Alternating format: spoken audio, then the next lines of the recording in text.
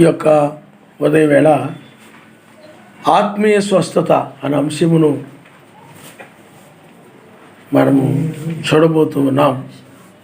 ఆత్మీయ స్వస్థత వాస్తవానికి నేను 2-3 వర్తమానాలు ఉన్నాయి ఆయన ఇచ్చినవి. వాటిలో ఏదో ఒకటి చెప్పాలని అభిప్రాయంతో ఉండేవాడు. ఆ విధంగా అభిప్రాయంతో వచ్చాను అన్నమాట. ఇప్పుడు ఆయన అకస్మాత్తుగా ఒక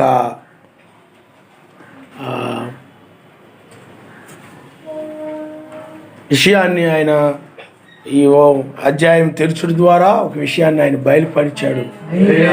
దాని గురించి ఇప్పుడు బోధించాలనుకున్నాను. ఎందుకనంటే నాకు ఎప్పటి నుండో లోతు భార్య గురించి ఆమె ఎందుకు సోయిరికి రాలేదు. అప్పుడప్పుడు అనేవాడిని కానీ పూర్తిగా చెప్పరా. అది చెప్పాలని ఉండేది, అది చెప్దాం అనుకుంటున్నాను. కానీ ఆయన చిత్తమైతే అదైనా సాయంత్రం మనం నేర్చుకుందాం. ఈ యొక్క ఉదయవేళ ఆత్మీయ స్వస్థతను గురించి మనము నేర్చుకుందాం. చూడండి, మార్కు సువార్త 5వ అధ్యాయము 25వ వచనం నుండి మనం చదువుకుందాం. 12 ఏళ్ల నుండి రక్తస్రావము రోగము కలిగిన యొక్క స్త్రీ ఉండెను. ఆమె అనేక వైద్యుల చేత ఎన్నో తిప్పలపడి తనకు కలిగినదంతయు వ్యయము చేసుకుని ఎంత మాత్రమును ప్రయోజనము లేక మరింత సంకటపడెను. ఆమె మెస్సయ్యను గూర్చి విని, నేను ఆయన వస్త్రములు ముట్టిన బాగుపడుదుననుకొని జన సమూహములు ఆయన వెనుకకు వచ్చి ఆయన వస్త్రము ముట్టిను. వెంటనే ఆమె రక్తధార కట్టిన గనుక తన శరీరములోని ఆ బాధ నివారణ అయినదని గ్రహించుకునేను. వెంటనే మెస్సయ్య తనలో నుండి ప్రభావము బయలు వెళ్ళినని తనలో తాను గ్రహించి జనసమూహం వైపు తిరిగి, నా వస్త్రమును ముట్టినది ఎవరైనా అడుగుగా ఆయన శిష్యులు జనసమూహము నీ మీద పడుచుండుట చూస్తున్నావే, నన్ను ముట్టినది ఎవరైనా అడుగుచున్నావా అనిరి. ఆ కార్యం చేసిన ఆమెను కనుగొనవలని ఆయన చుట్టూ చూసెను. అప్పుడు ఆ స్త్రీ తనకు జరిగినది ఎరిగి భయపడి వణుకుచూ వచ్చి ఆయన ఎదుట సాగిలపడి తన సంగతి అంతయు ఆయనతో చెప్పెను. అందుకాయన, కుమారి, నీ విశ్వాసము నిన్ను స్వస్థపరిచెను. సమాధానము గలదానవై పొమ్ము, నీ బాధ నివారణ అయి నీకు స్వస్థత కలుగునుగాక అని ఆమెతో చెప్పాను. చూడండి, 12 ఏళ్ల నుండి రక్తస్రావము కలిగిన ఒక స్త్రీ ఉన్నది. 12 సంవత్సరాల నుండి రక్తస్రావంతో ఆమె బాధపడతా ఉంది. ఆమెకు కలిగినటువంటి రోగము చూడండి, ఇక్కడ ఆత్మ సంబంధమైన రోగము ఉన్నది, శరీర సంబంధమైన రోగాలు కూడా ఉన్నాయి. సరే, ఇక్కడ ఆమె కలిగి ఉన్నటువంటి ఒక రోగమును బట్టి ఆమె బాధపడతా ఉందని ఉంది ఇక్కడ బైబిల్లో. ఆ స్వస్థత పొందినప్పుడు బాధ నివారణ అయినని రాయబడింది. రోగము కలిగినప్పుడు ఆ రోగం ఏం చేస్తుందంటే మనిషిని బాధిస్తుంది, బాధ కలుగు చేస్తుంది. మనిషికి ఏం కలుగు చేస్తుంది చెప్పండి? ఒక బాధని కలుగు చేస్తుంది. కాబట్టి ఇక్కడ ఆమె రక్తస్రావం అనేటువంటి ఒక రోగమును కలిగి ఆమె 12 సంవత్సరాల నుండి ఆమె బాధపడతా ఉంది. ఆమె అనేక వైద్యుల చేత ఎన్నో తిప్పలబడి, అంటే చాలామంది వైద్యుల దగ్గరికి వెళ్ళింది. అక్కడ ఆ డాక్టర్ గారు ఉంటే అతను మంచి వైద్యుడు అంటే అక్కడికి వెళ్ళింది. ఇంకో డాక్టర్ మంచి ఆయన చూస్తే తగ్గిపోతాయి అని అంటే అక్కడికి వెళ్ళింది. అలాగా అనేక మంది, ఏదో ఒకరు ఇద్దరు కాదు కానీ అనేక మంది వైద్యులను ఆమె కలిసింది. తన బాధ అంతా చెప్పుకుంది. కానీ ఆమెకు వాళ్ళు ఏవేవో ఇచ్చారు కానీ ఆ నివారణ అంటే వాళ్ళు ఇచ్చినటువంటి మాత్రలో లేకపోతే ఏవి ఇస్తారు డాక్టర్లు, ఆ యొక్క వాటన్నిటి నుండి కూడా ఆమెకు ఏ విధమైనటువంటి నివారణ లేకపోతే ఆ యొక్క రోగము తగ్గలేదు. ఆ అనారోగ్యముతో ఆమె బాధపడుతూ ఉంది. అయితే తనకు కలిగినదంతా ఏమి చేసుకొని దానికోసం ఎంతో డబ్బు ఖర్చు పెట్టింది. అవసరమైతే ఇంట్లో కానీ లేకపోతే ఏమైనా వస్తువులు ఉంటే లేకపోతే ఏదైనా ఉంటే లేకపోతే ఏదైనా బంగారం ఉంటే ఆ డబ్బు ఉంటే లేకపోతే ఏదైనా ఒక పొలం ఉంటే లేకపోతే ఏదైనా కానీ దానికోసము వ్యయం చేసింది. ఆమె చాలా కలిగినదంతా ఏమి చేసుకొని ఆనందం. ఆమెకి ఏది కలిగి ఉందో ఆ ఆరోగ్యం కోసము, ఆరోగ్యం బాగోవడం కోసము, తన యొక్క ప్రాణమును కాపాడుకోవడం కోసము తన కలిగినదంతా కూడా హాస్పిటల్కి ఖర్చు పెట్టేసింది. ఆ డబ్బంతా కూడా అయిపోయింది. తను కలిగి ఉన్నదంతా కూడా అయిపోయింది. ఆమె ఒక పేద స్థితికి వెళ్ళిపోయింది. ఆమె ఒక భేద స్థితికి వెళ్ళిపోయింది. ఒకవైపు ఆరోగ్యము బాగలేదు. అలాంటి పరిస్థితిలో ఆమెకు చూడండి ఎంత మాత్రమును ప్రయోజనము లేక మరింత సంకటపడిను. ఎన్ని మందులు ఆడుతున్నా కానీ ఎంతమంది డాక్టర్ల దగ్గరికి వెళ్ళి చూయించినా కానీ అది ఎక్కువైపోతుందే తప్ప ఏమాత్రము కూడా తగ్గని పరిస్థితి. ఇంకా అది సంకటముగా మారిపోయింది, ఇబ్బందిగా మారిపోయింది, చాలా కష్టంగా మారిపోయింది. అలాంటి పరిస్థితుల్లో ఆమె మెస్సయ్యను గూర్చి విని నేను ఆయన వస్త్రములు ముట్టిన బాగుపడుతుననుకొని జనసమూహములో ఆయన వెనుకకు వచ్చి ఆయన వస్త్రము ముట్టెను. చూడండి, ఆమె ఒక మెస్సయ్యను గురించి వింది. ఇదిగో మెస్సయ్య అని ఆయన ఇజ్రాయెల్ దేశంలో ఉన్నాడు, ఆయన మెస్సయ్య ఈ ప్రాంతంలో తిరుగుతున్నాడు, మనం ఉన్న ప్రాంతంలోనే ఆయన ఉన్నాడు, ఆయన చనిపోయిన వారిని లేపుతున్నాడు, రోగులు స్వస్థపరచబడుతున్నారు, బేదలకు సువార్త ప్రకటించబడతా ఉంది. బైబిల్లో సువార్త అనేది ఎప్పుడు కూడా బేదలకే. మీరు గమనించండి, బేదలే సామాన్యులే నమ్మారు. ఆయన ఒక పేదవాడని బైబిల్లో రాయబడింది. పేదవాడి వర్తమానం పేదవాళ్లే నమ్ముతారు, ధనవంతులు నమ్మరు. అందువల్ల ధనవంతులు పరలోక రాజ్యానికి ప్రవేశించడని ఆయన బోధించినందువల్ల అనేక మంది ఆయన్ని నమ్మలేదు. అందుకని బేదలకు సువార్త ప్రకటించబడుతున్నది, రోగులు స్వస్థపరచబడుతూ ఉన్నారు అనే మాటలు మన బైబిల్లో మనం చూస్తుంటాం. కాబట్టి అలాంటి విషయాలు ఆమె విని ఆ మెస్సయ్యని కనుగొని ఎక్కడున్నాడో విచారించి, ఏ ప్రాంతంలో ఉన్నాడో విచారించి, ఆ యొక్క విడుదల కొరకై ఆ రోగం నుండి విమోచించబడాలని, స్వస్థపరచబడాలని ఆమె ఆయన కనుగొనుట కొరకై వారిని అడిగి వీరిని అడిగి చివరికి ఆయన ఉన్న ప్రాంతానికి ఆమె వెళ్ళింది. ఆయన నామమున హల్లెలూయా, హల్లెలూయా. ఆమె మెస్సయ్యను గురించి విని, మెస్సయ్యను గురించి చెప్పుకుంటున్నప్పుడు ఆమె విని నేను ఆయన వస్త్రం ముట్టిన బాగుపడుదుననుకొని, చూడండి, జనసమూహములో ఆయన వెనుకకు వచ్చి ఆయన వస్త్రమును ముట్టెను. చూడండి, ఆమె విశ్వాసముతో వచ్చింది. ఎలా వచ్చింది చెప్పండి? ఏమో ఇంతమంది డాక్టర్ల దగ్గరికి వెళ్ళాను, వాళ్ళ దగ్గరికి వెళ్ళాను, వీళ్ళ దగ్గరికి వెళ్ళాను, ఇది మాత్రం అయిద్దంటారా, ఇది మాత్రం జరుగుద్దంటారా, ఆ డాక్టర్ల వల్ల కాంది మరి ఈయన వల్ల అయిద్దంటారా, ఎలాగా ఆమెను అనుమానము, ఆవిడలో ఆ సందేహాలు లేవు. ఎందుకనంటే ఆమెలో గొప్ప విశ్వాసం ఏంటంటే మనుషులకు అసాధ్యమేమో కావచ్చేమో కానీ సర్వశక్తిమంతునికి సమస్తము సాధ్యమే అని లేఖనం చెప్తూ ఉన్న ప్రకారము ఈయనలో ఎంత అద్భుతములు, స్వస్థతలు ఇవన్నీ ఉన్నాయి, జరుగుతూ ఉన్నాయి. కాబట్టి ఆయన్ని ముడితే చాలు నేను బాగుపడిపోతానేమో అనుకుందాం. ఆయన ఆయన చెప్పక్కర్లేదు, నాతో మాట్లాడక్కర్లేదు, ఆయన ఇదిగో నేను నా గురించి ఆయన ప్రార్థన చేయక్కర్లేదు, నేను ఆయన్ను ముడితే చాలు నేను బాగుపడతాను, నేను స్వస్థపరచబడతాను అని ఆమె నమ్మింది. అందుకని బాగుపడతాను అనుకొని చూడండి, ఒక మంచి ఆలోచన, విశ్వాసంతో కూడిన ఆలోచన గొప్ప కార్యాన్ని చేస్తుంది. ఆయన అందుకే భక్తికి ఎప్పుడు కూడా ప్రాముఖ్యం ఏంటంటే విశ్వాసం. విశ్వాసము ద్వారానే తప్ప నమ్మాలి. ఇది నేను చేయగలనని మీరు నమ్ముతున్నారా అన్నప్పుడు మేము నమ్ముతున్నాం అన్న. ఆయన ఇది ఆయన చేయగలడు, ఇది ఆయన జరిగించగలడు. మనుషులకు అసాధ్యము కావచ్చు కానీ ఆయనకు సమస్తము సాధ్యమే. కాబట్టి ఆమె ఇది ఆయన జరిగించగలడని, ఆయన ముట్టినట్లయితే బాగుపడతానని ఆమె అనుకున్నది, తనలో తాను అనుకున్నది.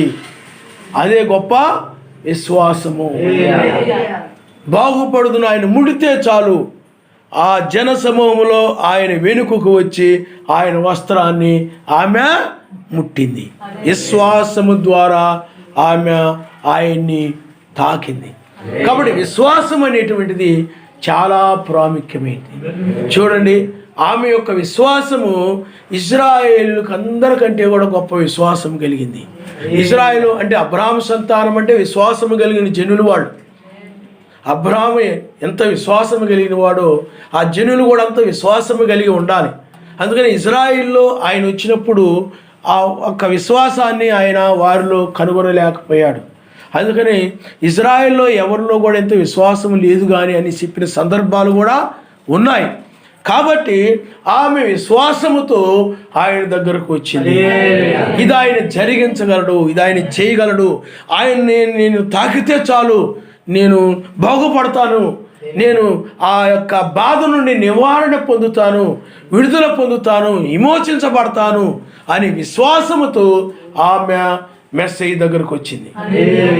మెస్సయ్య దగ్గరికి వచ్చి ఆ వెనుక ఉండి ఆమె ఏం చేసిందనంటే వెనుకకు వచ్చి ఆయన వస్త్రమును ముట్టెను. ఆయన వస్త్రమును మాత్రమే ముట్టింది, ఆయన కూడా ముట్టలేదు. ఆయన వస్త్రాన్నే ముట్టినప్పుడు ఏం జరిగింది? వెంటనే ఆమె రక్తధార కట్టెను గనుక తన శరీరములోని ఆ బాధ నివారణ అయినదని గ్రహించుకుంది. ఆయన్ని ముట్టిన వెంటనే ఆ రక్తధార ఏమైపోయింది చెప్పండి? కట్టింది. ఇంకా ఆమె ఆ బాధ నుండి నివారణ అయ్యానని గ్రహించుకుంది. నిజమే, నాలో ఏదో జరిగింది, మార్పు జరిగింది, నాలో ఏదో మార్పు జరిగింది. ఓహో, ఇప్పుడు ఆ రక్తస్రావం ఆగిపోయింది, ఇప్పుడు నేను ఆ బాధ నుండి నివారణ పొందాను, అంటే నేను ఇప్పుడు స్వస్థపరచబడ్డాను. స్వస్థత అనంటే ఒక బాధ నుండి నివారణ పొందడం. ఆయన స్వస్థత అంటే ఏమిటి చెప్పండి? బాధతో వచ్చింది ఆమె ఆయన యుద్ధకి, బాధతో వచ్చింది, ఆ రక్తస్రావముతో వచ్చింది ఆమె. ఆ బాధతో ఆయన దగ్గరకు వచ్చి ఆయన వస్త్రపు చెంగును ముట్టినప్పుడు ఆమె ఆ బాధ నుండి నివారణ పొందింది. ఆయన హల్లెలూయా, హల్లెలూయా. కాబట్టి అక్కడ ఒక స్వస్థత జరిగింది. అందుకే ఆయన అంటాడు, చూడండి ఆయన ఏమంటున్నాడండి, వెంటనే మెస్సయ్య తనలో నుండి ప్రభావం బయలు వెళ్ళినని తనలో తాను గ్రహించి జనసమూహం వైపు తిరిగి నా వస్త్రమును ముట్టినది ఎవరని అడిగాడు. ఆయనలో ఒక ప్రభావం వెళ్ళిపోయింది. ఆ ప్రభావం ఆమెని స్వస్థపరిచింది. ఆ ప్రభావం ఏం చేసింది చెప్పండి? స్వస్థపరిచింది. మేము ఒంగోలులో ఉన్నప్పుడు అక్కడ మా ఊరిలో రఘుయేలు అని ఉండేవాడు. రఘుయేలు యొక్క భార్య దయ్యం బట్టి ఉండేది. ఆ దయ్యం పట్టేసి ఆమె చాలా భయంకరంగా క్రూరంగా వ్యవహరిస్తూ ఉండేదన్నమాట. ఎక్కడికెక్కడికో వెళ్ళాడు, ఎక్కడికెక్కడికో చూయించుకున్నాడు. చివరికి వాళ్ళు అన్యత్వంగా ఉండేవారు క్రైస్తవులుగా మారారు. ఆ మారినా కానీ ఆ దయ్యము ఆవిడలో పనిచేస్తూ ఉండేది. ఆ దయ్యం పట్టినప్పుడు ఆవిడ దాడి చేస్తాయి. అది భయంకరమైన దయ్యం అన్నమాట. ఆ భయం ఏం చేస్తే చెప్పండి? దాడి చేస్తూ ఉంటుంది. ఆ దాడి అందుకని ఆ దయ్యానికి పట్టినప్పుడు వీళ్ళు ఆ దయ్యం పోవాలని వీళ్ళు ప్రార్థించేవారు. ఆయన్ని నమ్ముకొని ఎక్కడ ఏ పాస్టర్ అయినా లేకపోతే ఎవరైనా కానీ ఎవరైనా ప్రార్థన చేస్తే పోద్దంటే అక్కడికి వెళ్ళేవారు. ఒకసారి నేను ఇంటి దగ్గర పడుకొని ఉన్నాను అనమాట. పడుకొని ఉన్నప్పుడు అంటే నేను పొందిన అనుభవాన్ని చెప్తున్నాను. పడుకొని ఉన్నప్పుడు వాళ్ళ తమ్ముడు వచ్చాడు, అంటే రొగియేలు భార్య యొక్క తమ్ముడు వచ్చి మామ అంట వచ్చాడు. అంటే మేము అలా పిలుచుకొని ఉంటారు అనమాట అక్కడ పల్లెటూరులో. అంటే ఏంటిరా అంటే ఇలాగ మా అక్కకి దయ్యం పట్టింది, ప్రార్థన చేయాలి రమ్మన్నాడు. సరే నేను చెప్పి ప్రార్థన చేయడానికి వెళ్ళాను అనమాట. వెళ్ళేటప్పటికి అప్పుడు మెస్సయ్య గురించి చెప్తుంది. మెస్సయ్య ఇలాగా అలాగని మెస్సయ్యని గురించి ఆ మరియమ్మ ఇలాగని యోసేపు ఇలాగని లేకపోతే ఏ విషయాలు చెప్తా ఉంది. ఇంకా చెప్పి నవ్వడం, రకరకాలుగా అటు ఇటు ఊగిపోవడం, ఇలాగా అదొక అంటే పిచ్చిదానిలాగా వ్యవహరిస్తూ ఉందన్నమాట. సరే 2 చేతులు పట్టుకోరా అంటే పట్టుకున్నాడు, ఊపుతూ ఉందన్నమాట. సరే అని చెప్పి ఆ తల మీద చెయ్యేసి ప్రార్థించినప్పుడు, ఆ ప్రార్థిస్తూ ఉన్నప్పుడు నాలో నుండి ఏదో ఒక ప్రభావం వెళ్ళిపోయినట్టు అనిపించింది. ఎప్పుడైతే అలా అనిపించిందో అప్పటి వరకు ఊగుతున్న మనిషి ఒకసారి కుప్పకూలిపోయింది, ఒకసారి కూలిపోయింది.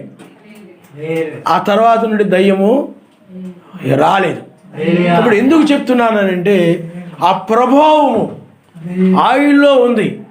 ఆ ప్రభావము మెస్సీ యొక్క ప్రభావం, ఆ పరిశుద్ధాత్మను కలిగి ఉన్నావు కాబట్టి ఆయన ప్రభావం నీలో కూడా ఉంటుంది. ఆయన నమస్కారం.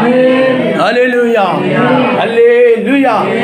కాబట్టి ఆమె వచ్చినప్పుడు ఆమె ప్రియులారా, ఆయన ఇది జరిగించగలడు, ఇది చేయగలడు. ఎందుకనంటే ఆయన ఒక అభిషేకము కలిగిన వాడు, ఈయన పైనుండి వచ్చినవాడు, ఈయన పరసంబంధి. ఆ విధంగా ఆయన స్వస్థపరచగలడు అంటే ఆమెను వినిన మాటలను బట్టి ఆ విధంగా నమ్మింది, ఆమె గ్రహించుకుంది. అందువల్ల ఈయన కనుక నేను వస్త్రపు చెంగును ముట్టితే చాలు నాకు విడుదల కలుగుతుంది, స్వస్థపరచబడతాను అని నమ్మి ఆ యొక్క స్వస్థత పొందింది. ఎందుకనంటే ఆయనలో ఒక ప్రభావం వెళ్ళింది. ఆ ప్రభావం ఏం చేసిందనంటే ఆమెని స్వస్థపరిచింది. ఆయన నామమున హల్లెలూయా, హల్లెలూయా. అప్పుడు ఆమె ఒక బాధ నుండి నివారణ పొందింది. ఆ జనసమూహము నీ మీద పడుచున్నారు, ఆ పడుచుండట నీవు చూస్తున్నావి, నన్ను ముట్టినది ఎవరైనా అడుగుచున్నా. వీళ్ళు అనుకున్నారు నన్ను ముట్టింది ఎవరు, నాలో నుండి ఒక ప్రభావం వెళ్ళిపోయింది, నాలో నుండి ప్రభావం బయలు వెళ్ళింది, నన్ను ముట్టింది ఎవరు అనగా వస్త్రపు చెంగుని ముట్టింది ఎవరు అని ఆయన అడుగుతున్నప్పుడు వాళ్ళు ఏమనుకున్నారంటే, సహజంగా మనుషులు ఆయన బోధిస్తున్నప్పుడు, ఆయన కార్యాలు చేస్తున్నప్పుడు అటు ఇటు తోసేసుకుంటూ ఉంటారు, అప్పుడు ఆయన తగులుతూ ఉంటారు. అలాగే జనము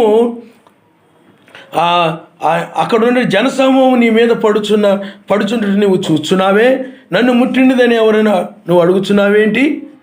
ఆ కార్యము చేసిన ఆమెను కనుగొనవలని ఆయన చుట్టూ చూసిన ఆ కార్యం, ఆ పని చేసింది ఆమె విశ్వాసముతో చేసింది.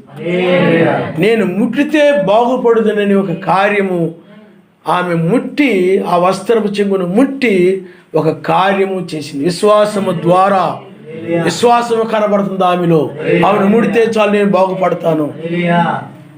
ఇంకొక సందర్భాల్లో ఒక మాట ఉంటుంది, నువ్వు చెప్తే చాలు నా ఇంటిలోనికి వచ్చేటి కూడా ఒక ప్రధాన అధికారి, గొప్ప ఉన్నతమైన వ్యక్తి, నువ్వు మాట సెలవిస్తే చాలు, ఎందుకంటే నా ఇంట్లోనికి వచ్చేటకు మా ఇల్లు నీకు యోగ్యమైనది కాదంటాడు ఆయన. ఆ మాట సెలవిచ్చినా కానీ జరుగుతుంది, నువ్వు అంటే చాలు జరుగుతుందని ఆ నమ్మకం అన్నమాట. మనం ఎప్పుడు కూడా ప్రవక్తలను కానీ ఆయన్ని కానీ అలా నమ్మాలి. ఆయన నమస్కారం. హల్లెలూయా, హల్లెలూయా. ఎందుకనంటే ఆమె నమ్మింది ఆయన వస్త్రపు చెంగు ముట్టితే బాగవుతాను. బైబిల్లో ప్రవక్తలు కూడా ఏలీషా కాలంలో అనేక కార్యాలు జరిగినట్లు మనం చూస్తుంటాం, ఏలియా దినాల్లో జరిగినట్లు మనం చూస్తుంటాం. కాబట్టి ఆయన బాగు చేయువాడు, ఆయన నిన్న నేడు నిరంతరం ఏకరీతిగా ఉండేవాడు. బ్రహ్నాం గారి కాలంలో కూడా, అది ఏలియా దినాల్లో కూడా, జాన్సన్ గారి కాలంలో కూడా ఆయన జరిగాయి. మా ఊరు వచ్చినప్పుడు ఒక సింగయ్య అని ఒక ఆయన ఉండేవాడు. ఆయన పని ఏంటనంటే ట్రైన్లో తిరుగుతుంటాడనమాట.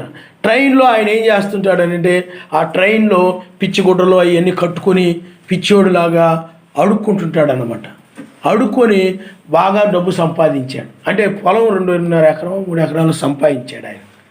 ఆ విధమైన పని చేస్తూ ఉండేవాడు. అయితే మేము 1995లోనే అనుకుంటాను, అప్పుడు మేము అయ్యగారు మేమందరం వెళ్ళాం. అప్పుడు అసెంబ్లీకి ప్రార్థన చేశారు ఆయన. ప్రార్థన చేసినప్పుడు పడిపోయిన తర్వాత నోట్లో నురుగు రావడం ఆరంభించింది. ఆయన ఎవరు మీరు తాకొద్దని చెప్పి. ఎందుకనంటే ఆయనకు సేవకుల్లో ఏముంటుంది చెప్పండి, ఆయన యొక్క ప్రభావం ఉంటుంది అన్నమాట. ఆ ప్రార్థించినప్పుడు ఏం జరిగింది, ఆ రోగం నుండి విడుదల పొందాడు. కాబట్టి ఇక్కడ కూడా ఆమె ఆ యొక్క మెస్సయ్య యొక్క వస్త్రపు చెంగును ముట్టినప్పుడు ఆ బాధ నుండి ఆమె నివారణ పొందింది. అప్పుడు ఆ స్త్రీ తనకు జరిగినది ఎరిగి భయపడి వణుకుతూ వచ్చి ఆయన ఎదుట సాగిలపడి తన సంగతంతయు ఆయనతో చెప్పాను. ఆమె భయపడిపోయింది. ఈ కార్యం జరిగేటప్పటికి ఆమెకు భయం వచ్చి భయపడి ఆయన దగ్గరకు వచ్చేసి ఆయన ఎదుట సాగిలపడిపోయింది. ఆయన ఎదుట సాగిలపడిపోయింది. చూడండి, ఆమె ఎంతో దీనత్వం కలిగి ఉన్నది. ఎప్పుడు కూడా ఈ మనం తగ్గించుకోవడం అంటారు, దాన్ని దీనత్వం అంటారు. ఆమె ఆయన ఎదుట సాగిలపడింది. మనము కూడా ఎప్పుడు కూడా దీనత్వం కలిగి ఉండాలి. మనల్ని మనం ఏం చేయాలి చెప్పండి, తగ్గించుకోవాలి. ఆమె సాగిలపడి తన సంగతంతయు ఆయనతో చెప్పాను. సాగిలపడి లేచి, అయ్యా నేను చాలామంది డాక్టర్ల దగ్గరికి వెళ్ళాను, డబ్బంతా ఖర్చు పెట్టేశాను, డబ్బంతా వేయపరుచుకున్నాను. ఇప్పుడు నీ వస్త్రపు చెంగును ముట్టితే నేను బాగుపడతాను అనుకుని నేను నీ యొక్క వస్త్రపు చెంగును ముట్టాను. ఇప్పుడు నా బాధ నివారణ అయిపోయిందని ఆమె చెప్పింది. చూడండి, అందుకు ఆయన, కుమారి నీ విశ్వాసము నిన్ను స్వస్థపరిచాను. ఆయన నేను నిన్ను స్వస్థపరిచాను అని అన్న ఆయన. నువ్వు చాలా మంచి పని చేసావు, వస్త్రం ముట్టుకున్నావు, అలాగ చెప్పలే ఆయన. కుమారి నీ విశ్వాసమే నిన్ను స్వస్థపరిచి, నీ విశ్వాసమే, నీ నమ్మకమే ఆ కార్యం చేసింది. అందువల్ల ప్రార్థించే వారిలో కాదు, కానీ నీ యొక్క విశ్వాసము ద్వారానే ఆ ప్రభావం వెళ్ళి ఆ కార్యాన్ని జరిగిస్తుంది. ఆయన హల్లెలూయా. విశ్వాసం ముఖ్యం, నమ్మకము. ఇది ఆయన జరిగించగలడు, ఆయనకి ఇది అసాధ్యమైంది కాదు, ఆయన తీసివేయగలడు అనేటువంటి ఒక నమ్మకం, ఒక విశ్వాసం. అందుకని ఆయన అడిగినప్పుడు నువ్వు దాన్ని పొందుకున్నట్టుగా ఉండాలి. అది ఇప్పుడు కాకపోయిన తర్వాత ఆయన ఇప్పటికప్పుడు కూడా దాన్ని జరిగిస్తాడు.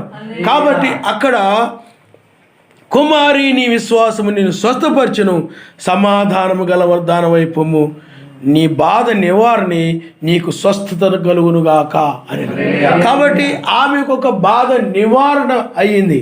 ఆ బాధ నివారణ అవడమే స్వస్థత. ఆ బాధ నివారణ అవడమే ఆరోగ్యము పొందుకోవడం. అనారోగ్యము పోయి ఆరోగ్యము కలిగి ఉండడం. అందువల్ల ఆ బాధ నివారణ అయినప్పుడు నీకేం కలుగుతుంది? సంతోషము కలుగుతుంది, ఆనందము కలుగుతుంది. ఆయన నామమునిస్తాను. హల్లెలూయా. బైబిల్లో ఆ విధంగా స్వస్థపరచబడినప్పుడు ఆనందించిన వారు ఉన్నారు, సంతోషంతో గంతులు వేస్తూ వెళ్ళిన వారు ఉన్నారు.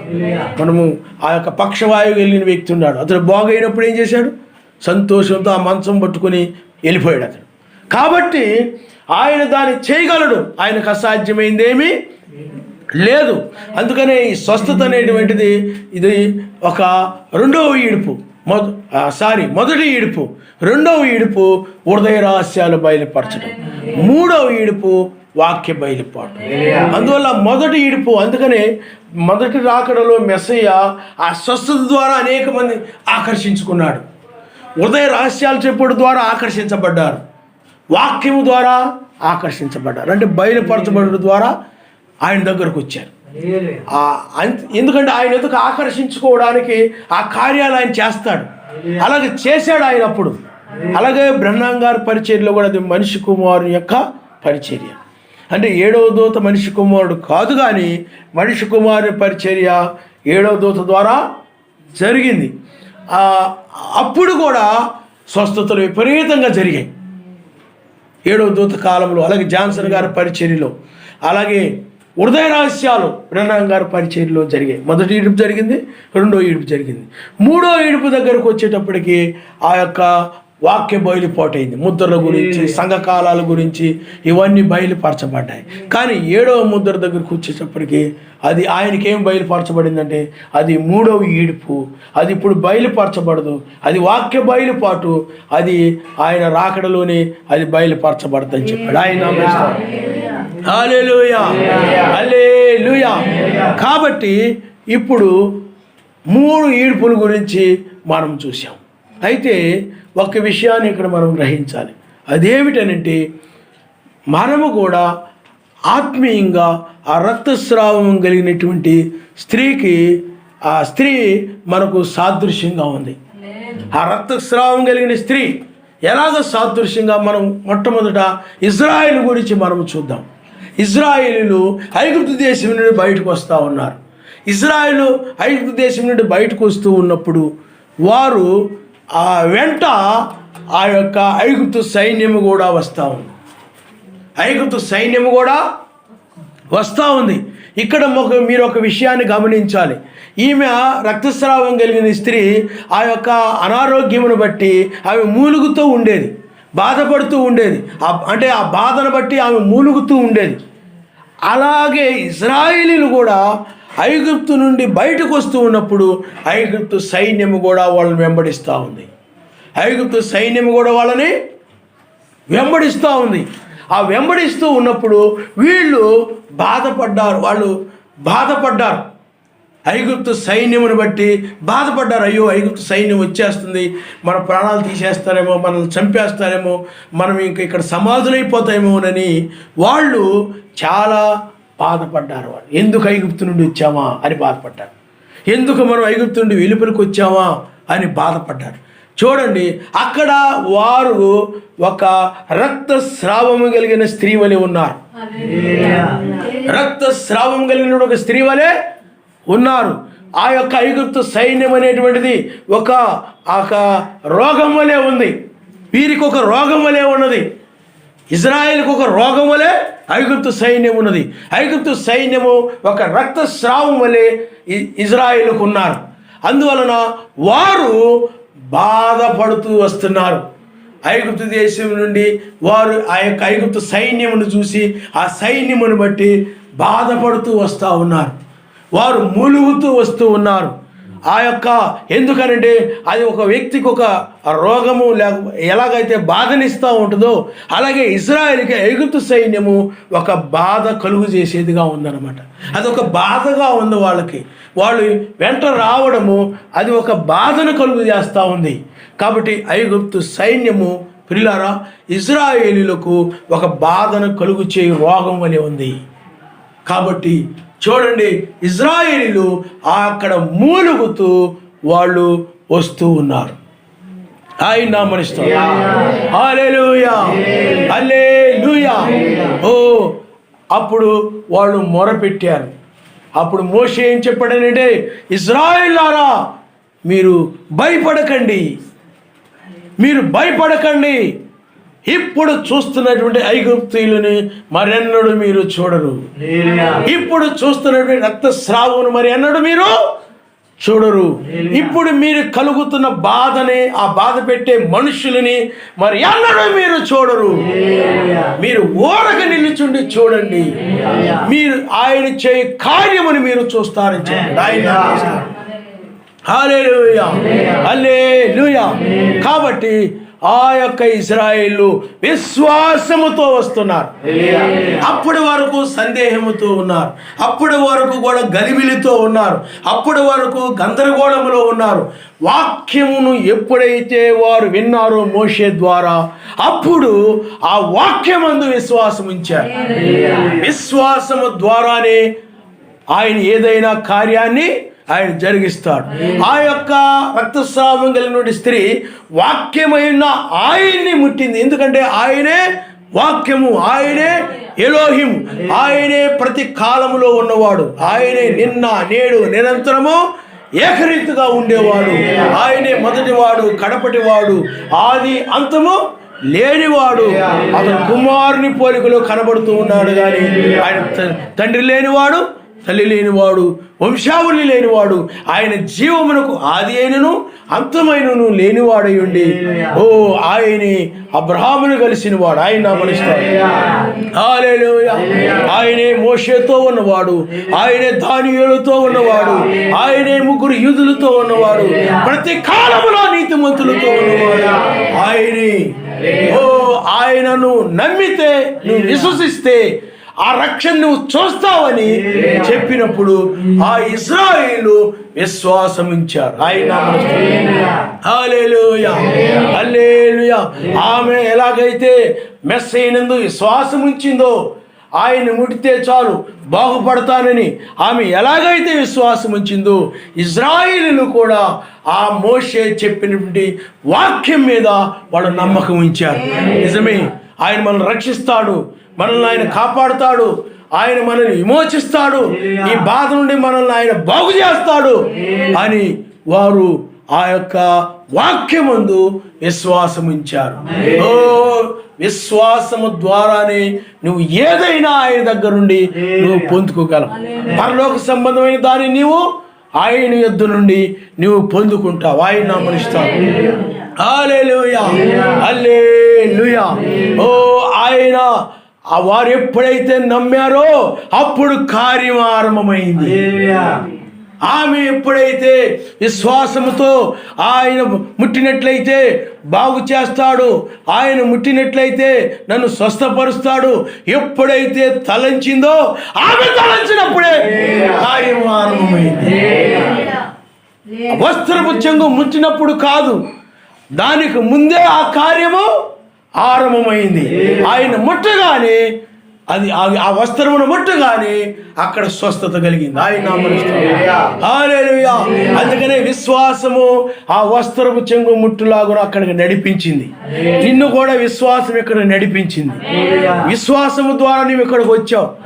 అక్కడ కూడా ఇశ్రాయేలుని ఆ యొక్క ఎర్ర సముద్రం దగ్గరకు నడిపించినది విశ్వాసమే. అప్పటి వరకు మేము ఐగుప్తుకు మేము వెళ్ళిపోతాం, లేకపోతే ఐగుప్తులు మమ్మల్ని చంపేస్తారు అనే ఆ విశ్వాసంతో ఉన్న ప్రజలు ముందుకు నడిచే పరిస్థితిలో లేరు వాళ్ళు. కానీ ఎప్పుడైతే మోషే ఇప్పుడు చూస్తున్న ఐగుప్తుని మరి ఎన్నడూ మీరు చూడరు, ఆయన కలుగుచే రక్షణ అంత గొప్పది అని చెప్పినప్పుడు వాళ్ళు విశ్వసించారు. విశ్వాసమును బట్టి ఇశ్రాయేలుకు ముందుగా నడుస్తున్నటువంటి ఆ దూత ఇశ్రాయేలుకు ఐగుప్తీయులకు మధ్య ప్రవేశించాడు. ఆయన హల్లెలూయా. ఇశ్రాయేలుకు ముందు నడుస్తున్న ఆ దూత ఐగుప్తీయులకి ఇశ్రాయేలుకి మధ్య ప్రవేశించడానికి కారణం ఎవరనంటే ఇశ్రాయేలు యొక్క విశ్వాసమే. మెస్సీలో నుండి ఆ ప్రభావము ఆ యొక్క స్త్రీని స్వస్థపరచడానికి కారణము ఆమె యొక్క విశ్వాసమే. ఎందుకనంటే ఆమె ఆయన స్వస్థపరచగలడని విశ్వాసము కలిగి ఉంది ఆమె. అలాగే ఆయన రక్షించగలడని విశ్వాసము, ఆయన దీనిని చేయగలడని వారు నమ్మారు. విశ్వాసము ద్వారా, విశ్వాసమును బట్టి ఆయన ఇశ్రాయేలుకు ఐగుప్తీయులకు మధ్య ఆయన ప్రవేశించాడు. తెల్లవారుజాము వచ్చింది. అయినప్పటికీ కూడా వాళ్ళు బాధతో ఉన్నారు. ఇశ్రాయేలుకు ఐగుప్తీయులు ఒక అనారోగ్యం వలె ఉన్నారు, వాళ్ళు బాధపడుతూ ఉన్నారు. ఆ సమయంలో ప్రియులారా, సర్వశక్తిమంతుడు ఆ తెల్లవారుజామున ఇశ్రాయేలుకు ఐగుప్తీయులకు మధ్య ఉండి ఆ యొక్క ఎర్ర సముద్రమునకు చీల్చి ఇశ్రాయేలును ఎర్ర సముద్రం ఒడ్డుకు నడిపించాడు. ఆయన హల్లెలూయా, హల్లెలూయా. పిల్లారా, ఆ తర్వాత ఐగుప్తు సైన్యము ఆయన అడ్డుగా ఉన్న దానిని బట్టి ఐగుప్తు సైన్యము ముందుకు రాలేకపోయింది, అక్కడ నిలిచిపోయింది, అక్కడ ఆగిపోయింది. ఇశ్రాయేలు ముందుకు వెళ్ళిపోయారు.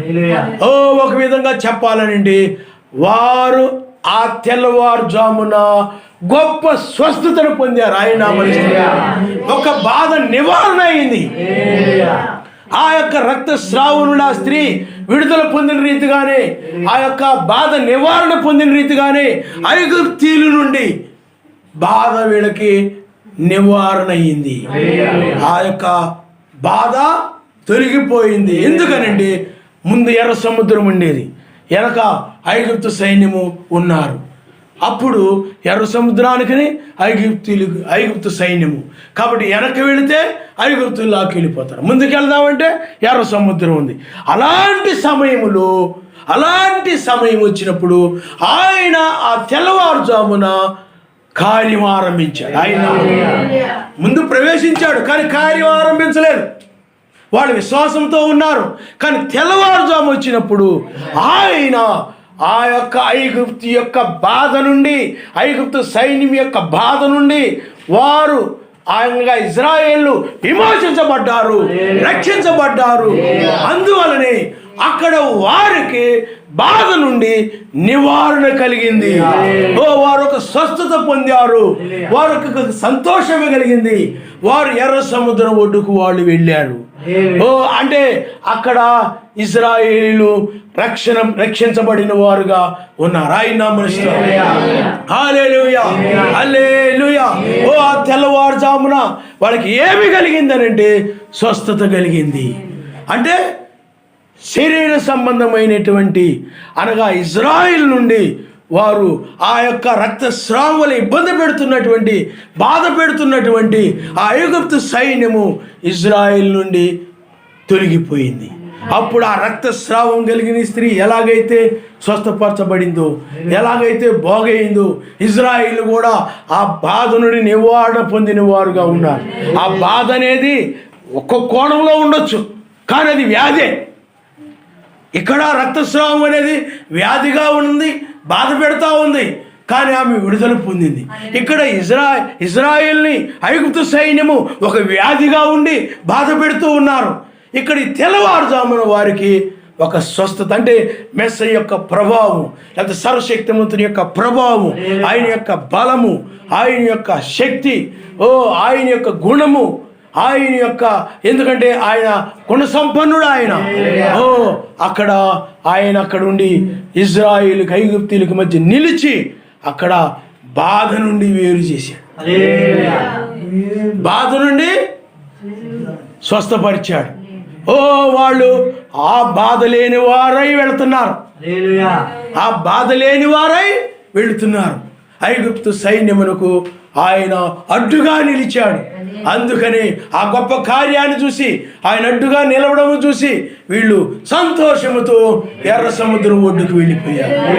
ఆ తర్వాత ఆ యొక్క ఐగుప్తు సైన్యము కూడా వెంబడిస్తూ ఆ యొక్క ఎర్ర సముద్రం మధ్యలోకి వచ్చింది. వాళ్ళు ఎందుకు వచ్చారంటే నాశనం అవడానికి వచ్చారు. మీకు అర్థమవుతుందండి? ఆయన అడ్డగించినా కానీ ఆగలేదు వాళ్ళు. సరే, ఇంకా వాళ్ళని నాశనం చేయ నిర్ణయించుకున్నాడు కనుక ఆయన అడ్డు తొలిగాడు. అడ్డు తొలగగానే ఇజ్రాయిల్ ఆ యొక్క ఎర్ర సముద్రం మధ్యలోకి వచ్చాడు. అప్పుడు ఆ సముద్రం మరలా తిరిగి కలవడం వలన ఆ యొక్క ఐగుప్తు సైన్యం పూర్తిగా నశించింది. ఆయన హల్లెలూయా, హల్లెలూయా. కాబట్టి ఆయన వ్యాధి నుండి విమోచించగలిగిన వాడు, స్వస్థపరచగలిగిన వాడు. వారు ఒక నివారణ, బాధ నుండి నివారణ పొందారు. సంతోషంగా పాటలు పాడుకుంటూ, విమోచన గీతమును పాడుకుంటూ ఆ యొక్క ఎర్ర సముద్రము దాటి వాళ్ళు వెళ్ళిపోయారు. కనుక ఆత్మ సంబంధమైనటువంటి దానికి ఇవి సాదృశ్యంగా ఉన్నాయి. ఈ స్వస్థతలు అనేవి ఆత్మ సంబంధమైన స్వస్థతకు సాదృశ్యంగా ఉన్నాయి. ఆ రక్తస్రావం కలిగిన స్త్రీ కానీ, ఆ ఇజ్రాయిల్ కానీ, ఇంకా బైబిల్ అనే కొన్ని సంఘటనలు ఉన్నాయి. అయితే వాటిని వివరించినట్లయితే సమయం సాలదు. కానీ ఇక్కడ ఇజ్రాయిల్ ఆ తెల్లవారుజామున ఆ బాధ నుండి నివారణ పొందారు. హల్లెలూయా.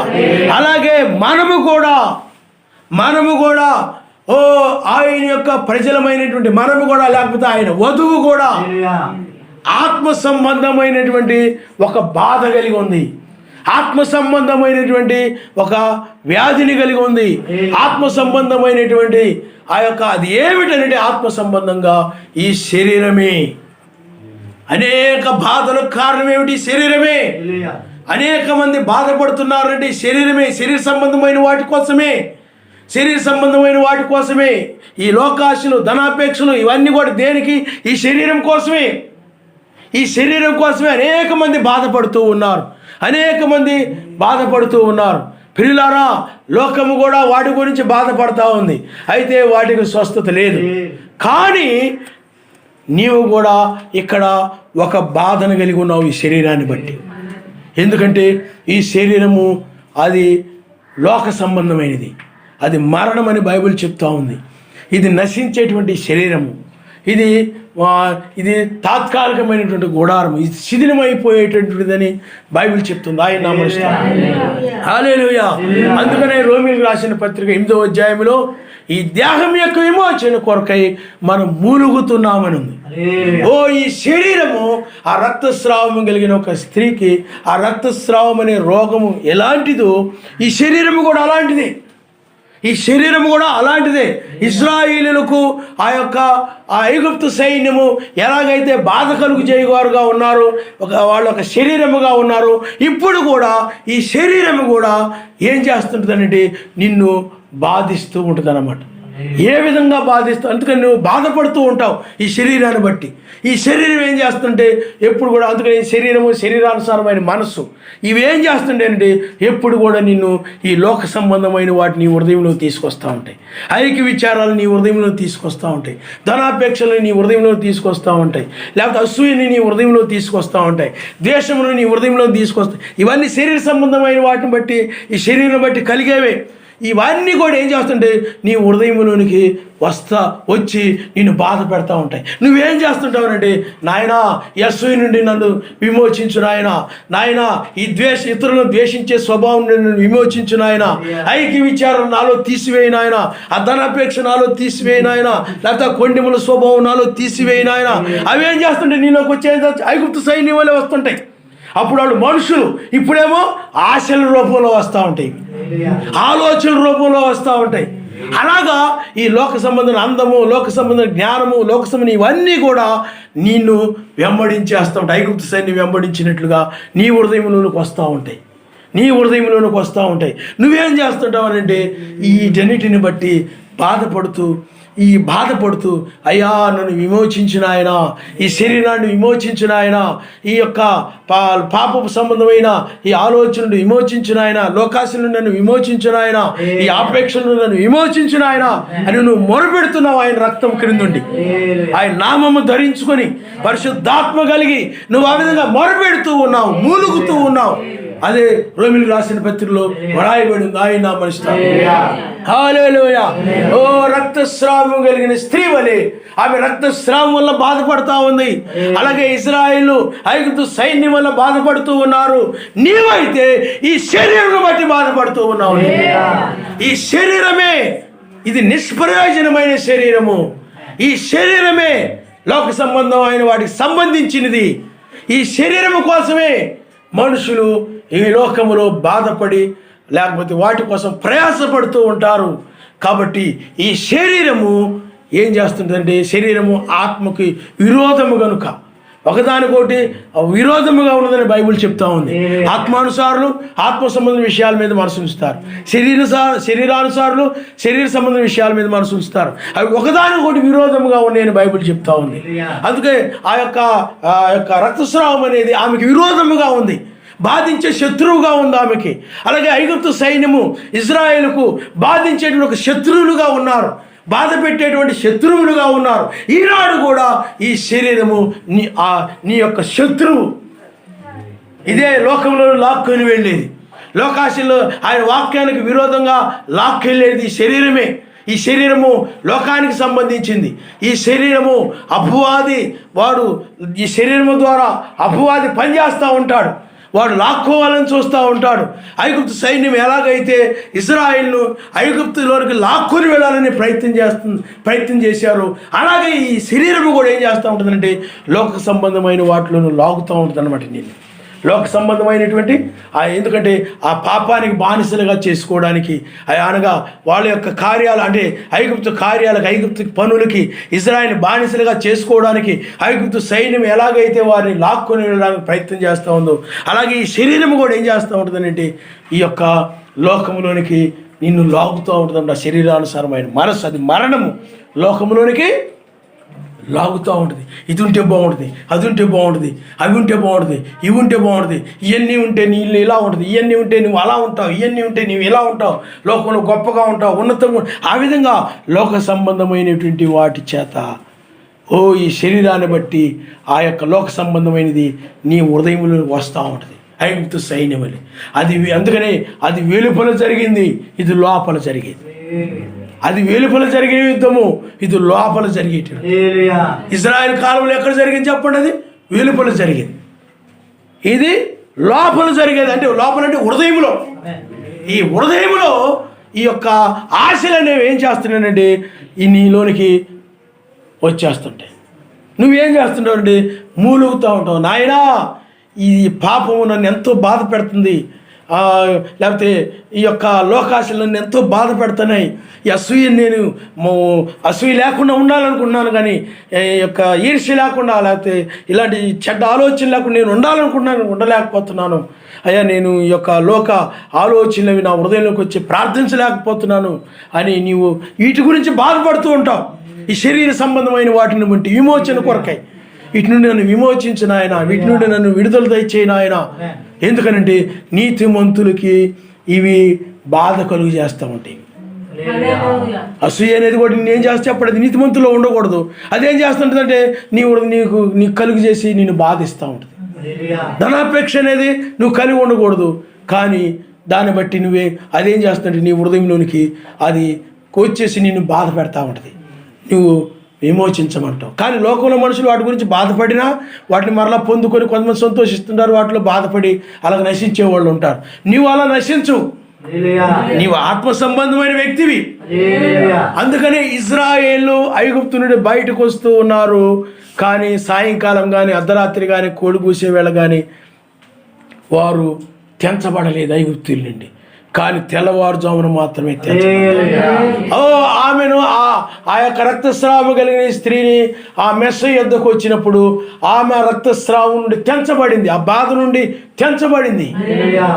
ఇప్పుడు కూడా మనము ఆ యొక్క మూలుగుతూ ఆ రోగముతో, ఈ లోక సంబంధమైనవే రోగమై ఉన్నాయి కాబట్టి, ఈ లోక సంబంధం ఆశలే రోగమై ఉన్నాయి కాబట్టి, ధనాపేక్షలే రోగమై ఉన్నాయి కాబట్టి, అసూయే రోగమై ఉన్నది కాబట్టి, ద్వేషమే రోగమై ఉన్నది కాబట్టి, గర్వమే రోగమై ఉన్నది కాబట్టి, అలాగే కొండెములే రోగమై ఉన్నాయి కాబట్టి, ఇలాగా లోక సంబంధమైన వాటిని ప్రేమించడం, లోక ఐక్య విచారాలు, ధనాపేక్షలు ఇవన్నీ కూడా రోగమై ఉన్నాయి.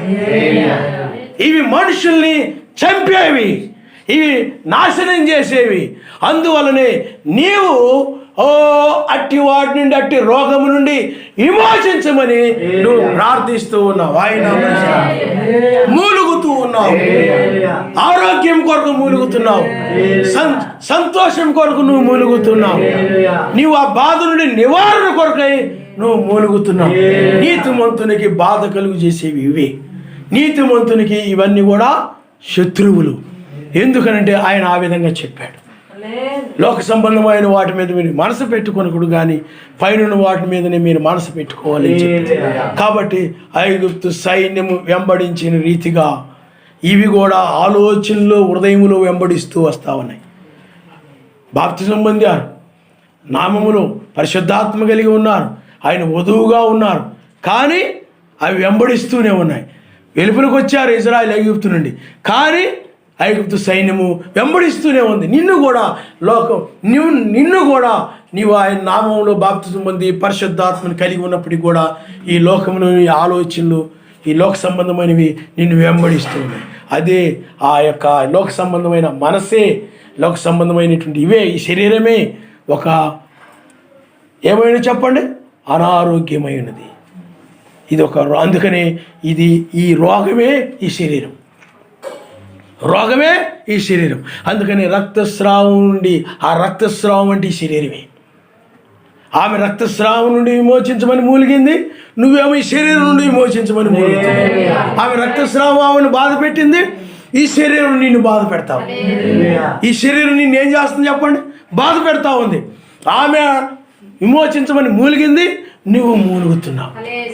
ఆమె ఆయన ముట్టుడు ద్వారా, ఆయన వస్త్రపు చెంగును ముట్టుడు ద్వారా, విశ్వాసము ద్వారా ఆమె బాగైంది, ఆమె బాగు చేయబడింది, మరలా యథాస్థితికి వచ్చి పూర్వస్థితిని పొందుకుంది ఆమె. రక్తస్రావం అనేది ఇక లేదు. ఇజ్రాయేల్ కూడా ఐగుప్తు సైన్యం మరి అన్నారు వాళ్ళు చూడలేదు. అలాగే ఇప్పుడు కూడా నీవు కూడా వారు ఆ రోగముల కొరకై విమోచన కొరకై మూలిగారు, నీవైతే ఈ శరీరము విమోచన కొరకై నువ్వు మూలుగుతూ ఉన్నావు. ఎందుకంటే అసూయ, ద్వేషము, క్రోధము, కక్ష, ఆ యొక్క కామోద్రేకములు, వ్యభిచారములు, దొంగతనములు, నరహత్యలు, ఇవన్నీ ఆలోచనలు, అపవిత్రమైన ఆలోచనలు, ఇవన్నీ కూడా ఒక రోగమై ఉన్నాయి. ఇవన్నీ కూడా శరీరానికి సంబంధించినవి, ఇవన్నీ కూడా ఒక రోగమై ఉన్నాయి. కాబట్టి అవి కలిగి ఉన్న వాళ్ళు రోగులుగా ఉన్నట్టే లెక్క. అంటే వాళ్ళు పరిశుద్ధాత్మను కలిగి వాటి విమోచన కొరకై మూలుగుతూ ఉంటారు ఆ రోగం నుండి విమోచించమని.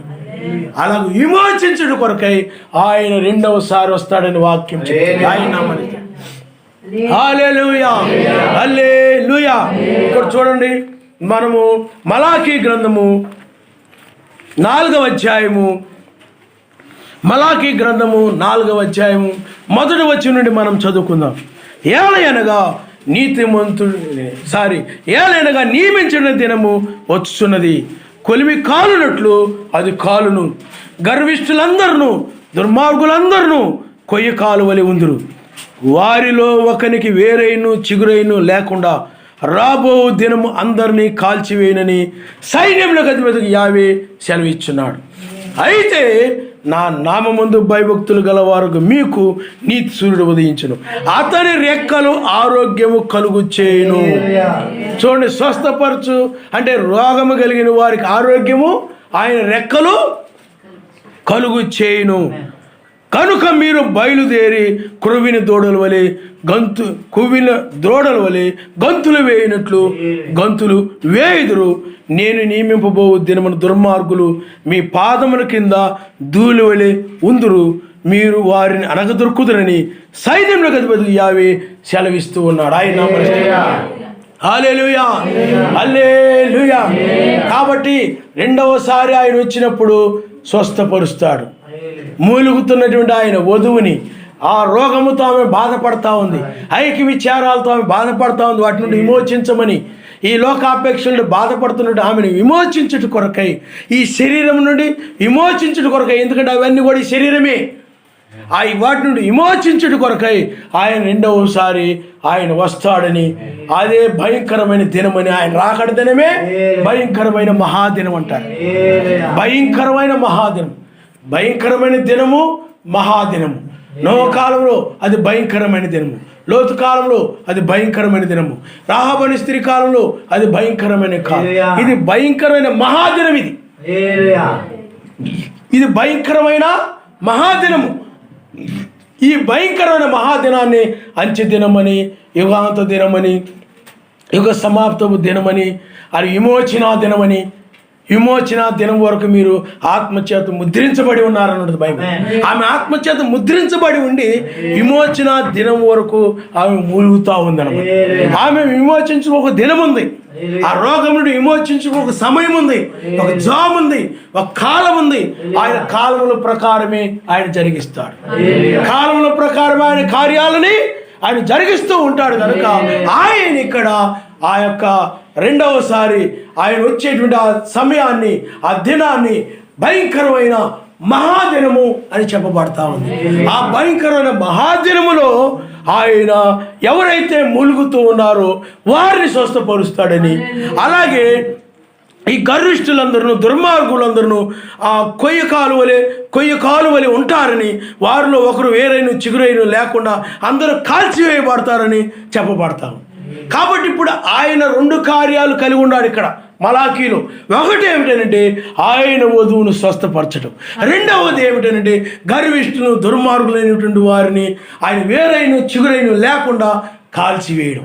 కాబట్టి ఆయన 1993లో ఇదిగో నేను త్వరగా వస్తున్నానని చెప్పి ఆయన 1996లో ఆయన వేకువ నక్షత్రముగా ఆయన బయలుపరుచుకున్నాడు. ఆయన నమరుస్తాడు.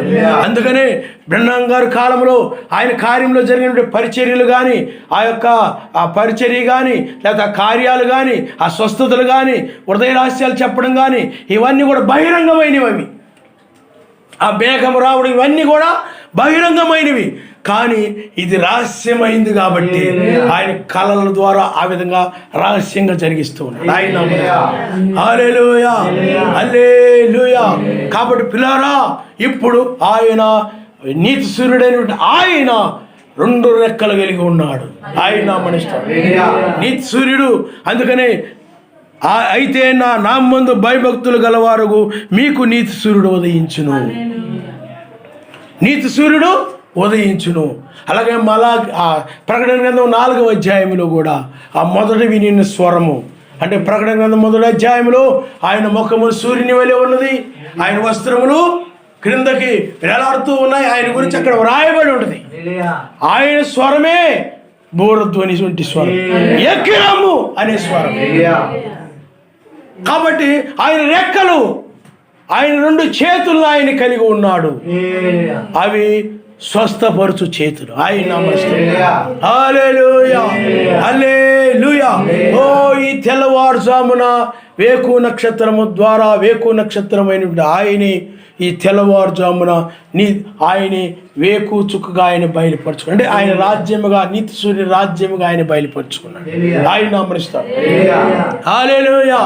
ఆయన మధ్య ఆకాశానికి వస్తాడు. ఆయన ఆ మధ్యాకాశానికి ఆయన వస్తాడు. ఇప్పుడు ఆయన వచ్చే ముందుగా ఆయనే వేకు నక్షత్రముగా, అనగా ఆయనే నీతి సూర్యుని, ఎందుకంటే నక్షత్రాలు ఎప్పుడు కూడా సూర్యుని వెలుగును బట్టి ప్రకాశిస్తూ ఉంటాయి.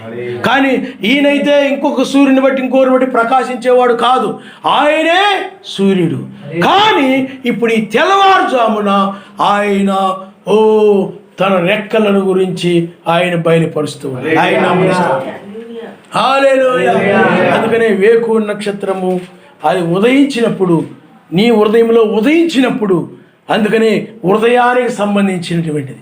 కాబట్టి వేకు చుక్క నీ హృదయంలో ఉదయించినప్పుడు, అందుకనే వేకు చుక్కే ఆ యొక్క ఆయనే. కాబట్టి అందుకని ఆయన బిరుదులవి. మనిషి కుమారుడన్నా, ఆ తర్వాత నీతి సూర్యుడన్నా, షారోను పుష్పమన్నా, వేకు చుక్కన్నా, ఆయన మనిషి కుమారుడే. ఆయన యొక్క బిరుదులవి, ఆయన యొక్క బిరుదులు.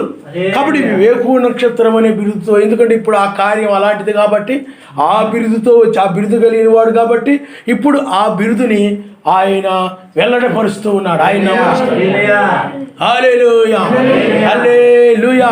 ఇప్పుడు ఈ వెలుగు ఆయనే, అందుకని ఆయనే యజమాని, ఆయనే రాజు, షాలేము రాజు. కాబట్టి ఇప్పుడు ఆయన రంగం మీదకి వచ్చాడు. ఆయన ఇప్పుడు 2 రెక్కలు, ఒకటి ప్రధాన దూత శబ్దము, రెండవది ఆర్భాటము. ప్రధాన దూత శబ్దము, ఆర్భాటం. ఆయన తన రాజ్యముతో వచ్చాడు. అందుకని అప్పుడు ఆయన గొర్రె పిల్లగా బయలుపరుచుకున్నాడు. ఇప్పుడైతే యూదా గోత్ర సింహంగా బయలుపరుచుకున్నాడు. ఇప్పుడు ఆయన మహిమను బయలుపరుస్తున్నాడు మనకి. ఆ మహిమ ఏమిటంటే ఆ రాజ్యమే. ఎందుకంటే ఆ మహిమ ప్రత్యక్షమైనప్పుడని ఆ రోమిలకు రాసిన పత్రికలో రాయబడింది. ఆ పరిశుద్ధ పర్వతం మీద ఆ రాజ్యాన్ని చూసి మహిమ అన్నారు ఆ శిష్యులు. కాబట్టి ఇప్పుడు మనము ఆ మహిమను, పిల్లరా, మహిమతో ఆయన వచ్చాడు. ఆయన ఇప్పుడు ఆయన ఒక రెక్కేమో బోరధ్వని, అనగా ఇంకొక రెక్కేమో ప్రధాన దూత శబ్దం. ఆర్భాటముతోను, ప్రధాన దూత శబ్దముతోను, బోరతోను. ఆర్భాటం అనగా 7వ దూత వర్తమానం. ప్రధాన దూత శబ్దం అనగా అది మృతులకు సంబంధించింది. ఆ లాజర్ని, చనిపోయిన లాజర్ని ఎలాగైతే అది పునరుద్ధానం, లాజర్ని ఎలాగైతే పిలిచినో అదేవిధంగా ప్రధాన దూత శబ్దము వేకు నక్షత్రం యొక్క ఆయన హల్లెలూయా. ఆర్భాటము అనగా ఆయింది. వేకు నక్షత్ర వర్తమానమే ఆర్భాటం. అందుకనే ప్రధాన దూత శబ్దము, ఆర్భాటము ఇవి నీతి సూర్యుని యొక్క రెక్కలు. ఆయన హల్లెలూయా, హల్లెలూయా. కాబట్టి చూడండి, అయితే నా నామందు భయభక్తులు గలవారు మీకు నీతి సూర్యుడు ఉదయించును. ఆయన నమనిస్తాడు. వేకు చుక్క అగా ఆయనే నీతి సూర్యుని గురించి, అదిగో నీతి సూర్యుడు మధ్యాకాశానికి రాబోతూ ఉన్నాడు. సూర్యుడు ఉదయించినప్పుడు చీకటి గతించి పగలు వచ్చేస్తే, అలాగే ఆయన మధ్యాకాశానికి రాబోతున్నాడు. మోషేలు భూమి మీదకి వస్తారు. ఆ యొక్క 1000 ఏళ్ల పాలన వస్తాయి. అందువల్ల వేకు నక్షత్రముగా ఆయన ఆ సూర్యుని గురించి, రాబోయే పగలు గురించి, అనగా రాబోయే రాజ్యాన్ని గురించి, ఆయన గురించి వేకు చుక్క ద్వారా మనకు బోధించబడతాం. ఆయన ఇప్పుడు ఆ నీతి సూర్యుడు నీలో వాక్యముగా ఉదయిస్తూ ఉన్నాడు. ఆయన వేకు చుక్క వర్తమానమే నీతి సూర్యుని యొక్క వెలుగు. వాక్యం వెలుగై ఉన్నదని బైబిల్ చెప్తా ఉంది. అందుకనే మనము ఆయన్ని శారీరకంగా మనం చూడలేదు, కానీ ఆత్మీయంగా మనం ఆయన్ని చూస్తున్నాం వాక్యములు. కాబట్టి ఆ వెలుగు అనగా వాక్యమే. కనుక ఇప్పుడు ఆయన ఆ యొక్క మృతులను లేపువాడుగా ఆయన అనగా మృతులు అనగా సజీవులైనటువంటి వారి యొక్క మృతులు, సజీవులైన వారు మృతు నిందిన వారిని అందువల్ల ప్రధాన దూత శబ్దము మృతులకు సంబంధించింది. ఇప్పుడు మృతులైనటువంటి వారు ప్రధాన దూత శబ్దము ఈ యొక్క వర్తమానం వల్ల మృతులైన వాళ్ళు కూడా లేపబడుతుంటారు. వాళ్ళకి ఇది ప్రధాన దూత శబ్దముగా ఉంటుంది. ప్రధాన దూత శబ్దం అంటే అది ఆయన యొక్క రెక్క, అవి స్వస్థపరచు రెక్కలు. అందుకనే ఆయతని రెక్కలు ఆరోగ్యము కలుగు చేయును.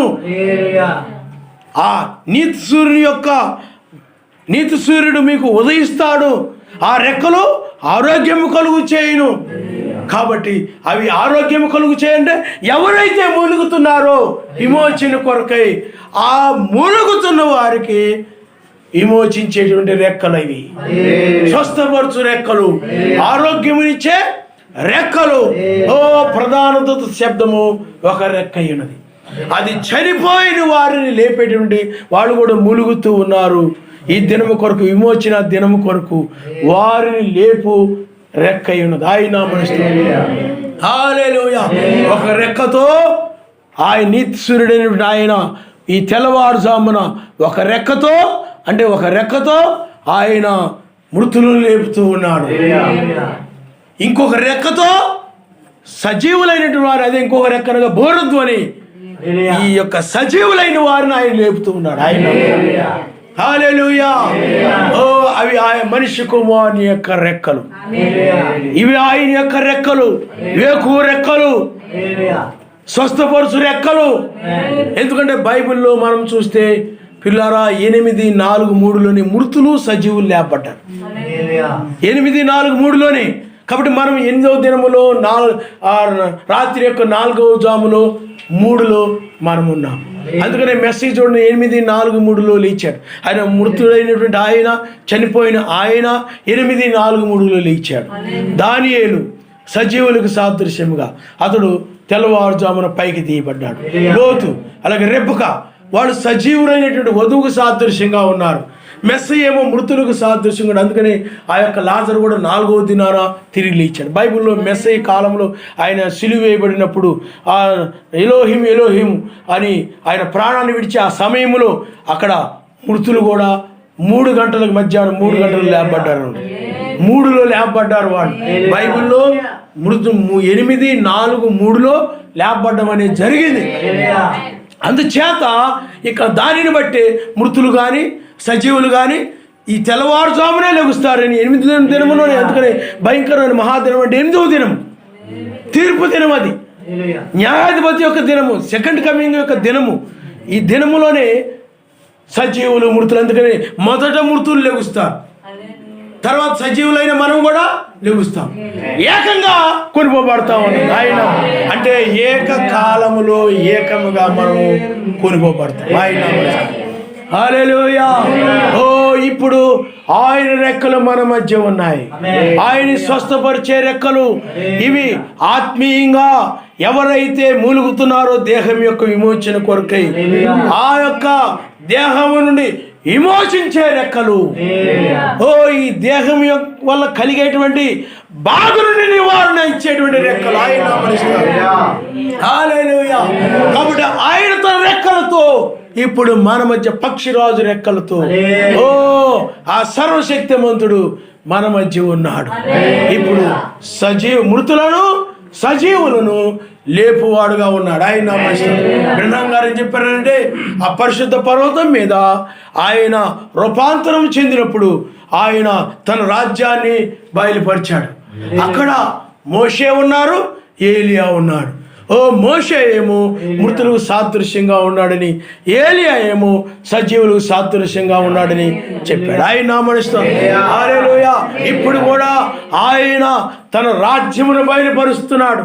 అందుకని ఆయన ఏం చెప్పాడనంటే, మీరు నన్ను చూసే వరకు మరణించరని అనలేదు, ఆ రాజ్యమును చూసే వరకు ఇక్కడున్న వాళ్ళు కొందరు మరణించరని చెప్పాడు. ఆయన నామనిస్తాం.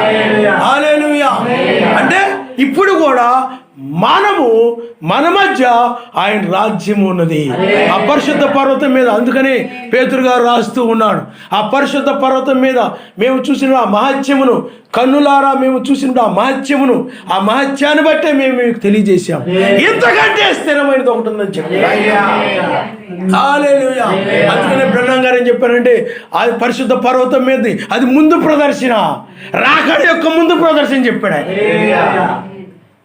వాక్య ఆయన చెప్పిన దానికి దీనికి కరెక్ట్గా సరిపోతుంది, బయలుపరచబడిందని. అది రాకడ యొక్క ముందు ప్రదర్శన అని చెప్పాడు. ఆ పరిశుద్ధ పర్వతం మీద జరిగింది. అదే సన్సెట్ పర్వతం మీద జరిగినటువంటిదేమో అది పరిశుద్ధ పర్వతం మీద జరిగినటువంటి ప్రదర్శన వంటిదే అని చెప్పాడు ఆయన. అదే ఆ రాకడకు సంబంధించిన ముందు ప్రదర్శన. కానీ ఇప్పుడైతే ఆయన యొక్క రాకడలో ఇప్పుడు మరలా తన రాజ్యముని ఇక్కడ ఆయన బయలుపరుస్తూ ఉన్నాడు. ఆయన నామరుస్తాడు. హల్లెలూయా.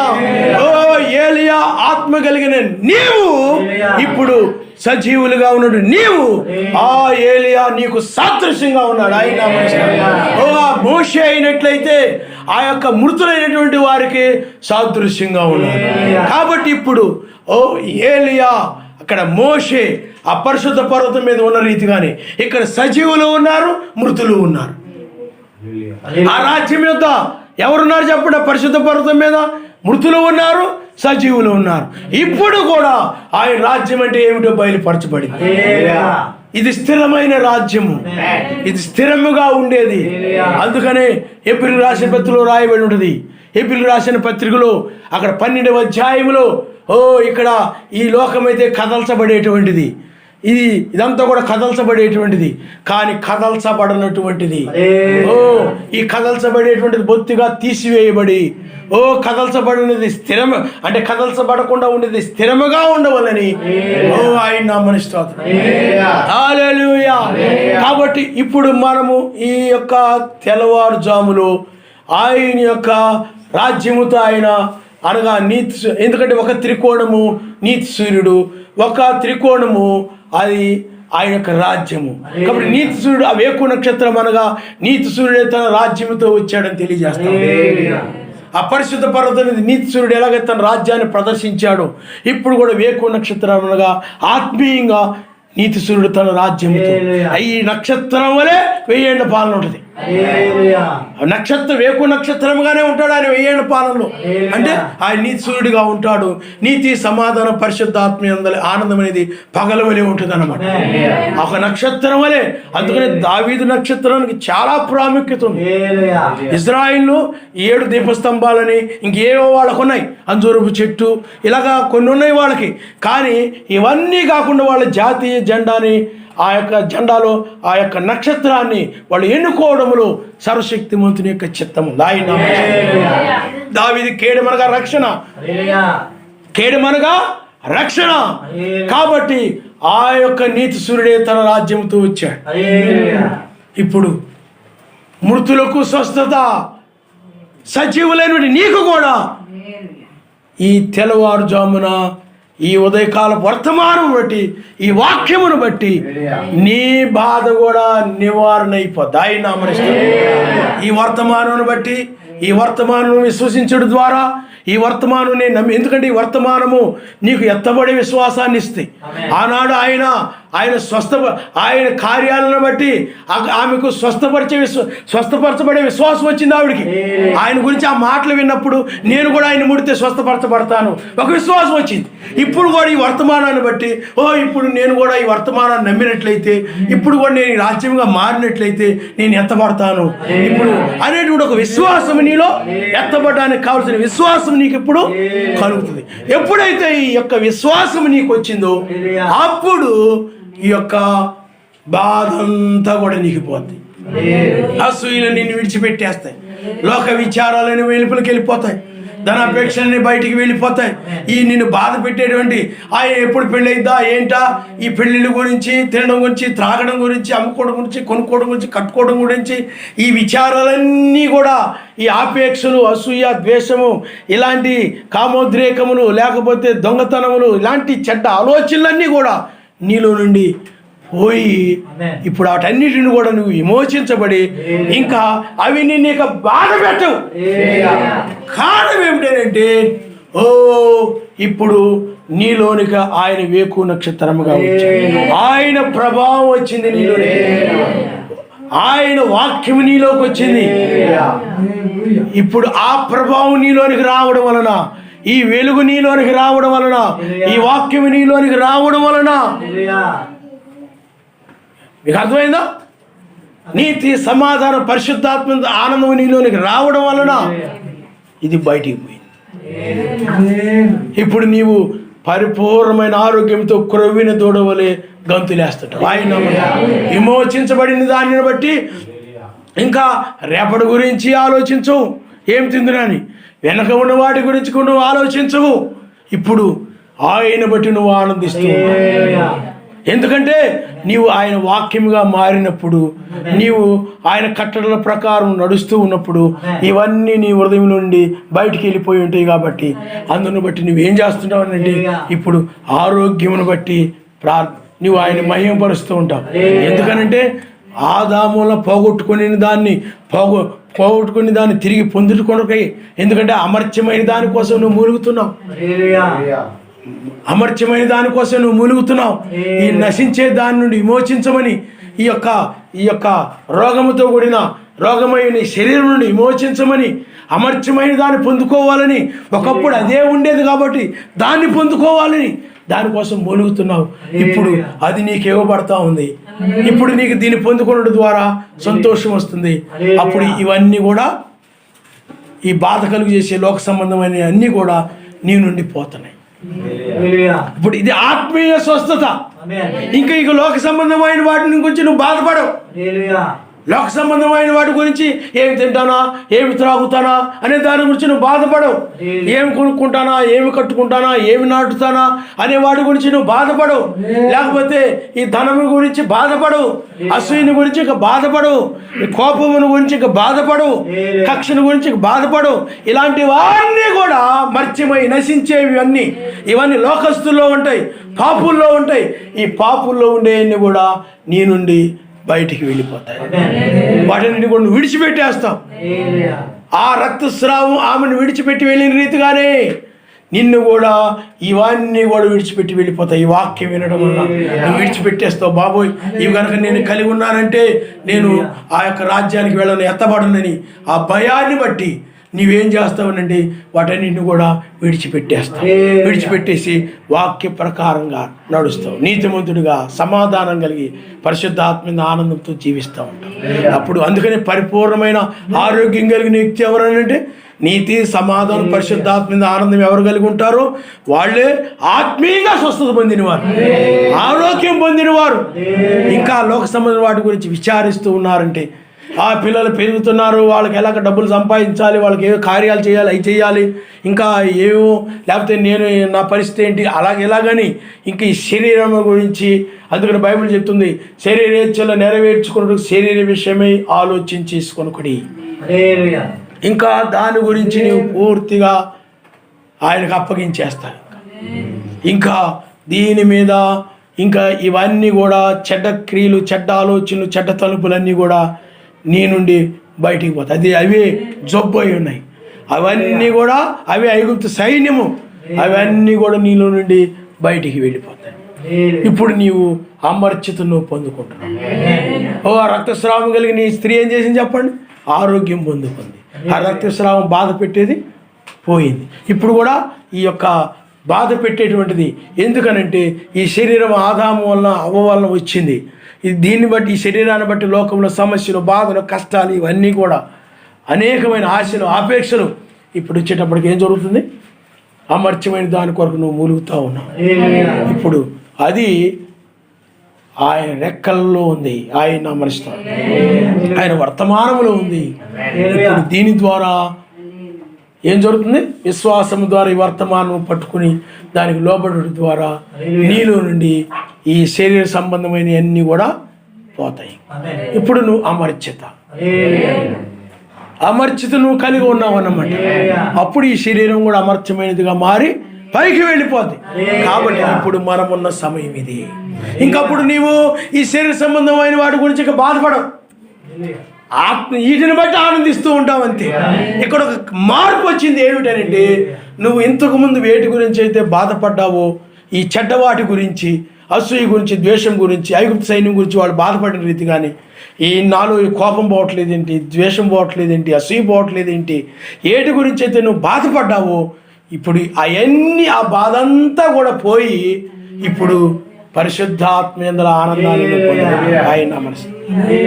హల్లెలూయా, హల్లెలూయా. ఇంకా వీటి గురించి బాధ ఉండదు. ఒక వ్యక్తి ఆ బలహీనతను బట్టి బాధపడిన రీతిగా, ఐగుప్తు సైన్యం గురించి బాధపడిన రీతిగా నీవు కూడా ఇంకా నాలో ఈ యొక్క చెడు లక్షణాలు పోలేదే అని నువ్వు ఇంకా బాధపడవు. ఎందుకంటే వాటి నుండి నువ్వు విమోచించబడ్డావు. నువ్వు విమోచించబడ్డావు అని అంటే ఇంకా అవి నేను వచ్చి ఇక బాధ పెట్టవు. అవి నీ హృదయంలోకి వచ్చి నీ హృదయాన్ని గాయపరచవు. అప్పుడు నీ హృదయం ఏమంటే చెప్పండి, అమర్చితతో ఉంటుంది. ఇప్పుడు నీలో ఒక స్వస్థత కలుగుతుంది. ఆ స్వస్థత ఏమిటి? ఒకప్పుడైతే బాధ కలిగి ఉన్నావు నువ్వు, అవి నిన్ను బాధ పెడుతూ ఉండేవి. వాటి లోక సంబంధమైన, శరీర సంబంధమైన వాటి గురించి బాధపడుతూ ఉండేవి. ఇప్పుడైనట్లయితే అవన్నీ నీలో నుండి పోయినాయి. ఇప్పుడు నీలోనికి ఏమొచ్చింది చెప్పండి? అమర్చిత, పరిపూర్ణమైన ఆరోగ్యము, అదే ప్రేమ. ఆయన హల్లెలూయా, హల్లెలూయా. అదే తలరాయి, ప్రేమే తలరాయి. ఇప్పుడు నీవు ప్రేమ ఫలములతో నీవు ఉంటావు అనమాట. ఆయన ఆరోగ్యవంతుడు ఎవరనంటే ప్రేమ కలిగిన వాడు. అతడు సర్వశక్తిమంతుని యందు ఆనందిస్తూ ఉంటాడు. ఇంక వీటి గురించి బాధగా లేదు.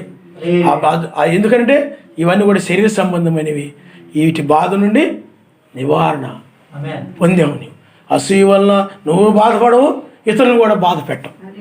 ఇప్పుడు అదంతా పోయింది. ఇంకా ఎన్ని పోయాయి? నిన్ను బాధ పెట్టేవన్నీ కూడా నువ్వు వేటి గురించి అయితే బాధపడుతున్నావు విమోచించమని, అవన్నీ కూడా పోయి ఇప్పుడు నీలోనికి అమర్చమైనది వచ్చేసింది, మారిపోయింది. ఇంకప్పుడు నీవు అమర్చితను ధరించుకుని పైకి వెళ్ళిపోతావు. నీవు ఇడిచిపెట్టిన ఆలోచనలు, ఆశలు, అందుకని లోకము దాని ఆశయు గతించును. అందువల్ల గర్వము, దుర్మార్గము కలిగిన ప్రజలందరూ కూడా శ్రమకాలంలో చాలా భయంకరమైన ఉగ్రతను పొందుతారు. శ్రమకాలం యొక్క ముగింపులో మూడవ ప్రపంచ యుద్ధం వస్తే అప్పుడు గర్విష్టం, దుర్మార్గులు వేరు చిగురు లేకుండా నాశనం చేయబడతారు. అప్పుడు 1000 ఏళ్ల పాలనలో ఈ దుర్మార్గుల యొక్క ఆ యొక్క కాలిపోయినటువంటి ఆ యొక్క బూడిద మీద మనము, ఆ ధూళి మీద మనము సంచరిస్తాం. ఆయన నామరిస్తాం. యెరూషలేముకు వెళతాం.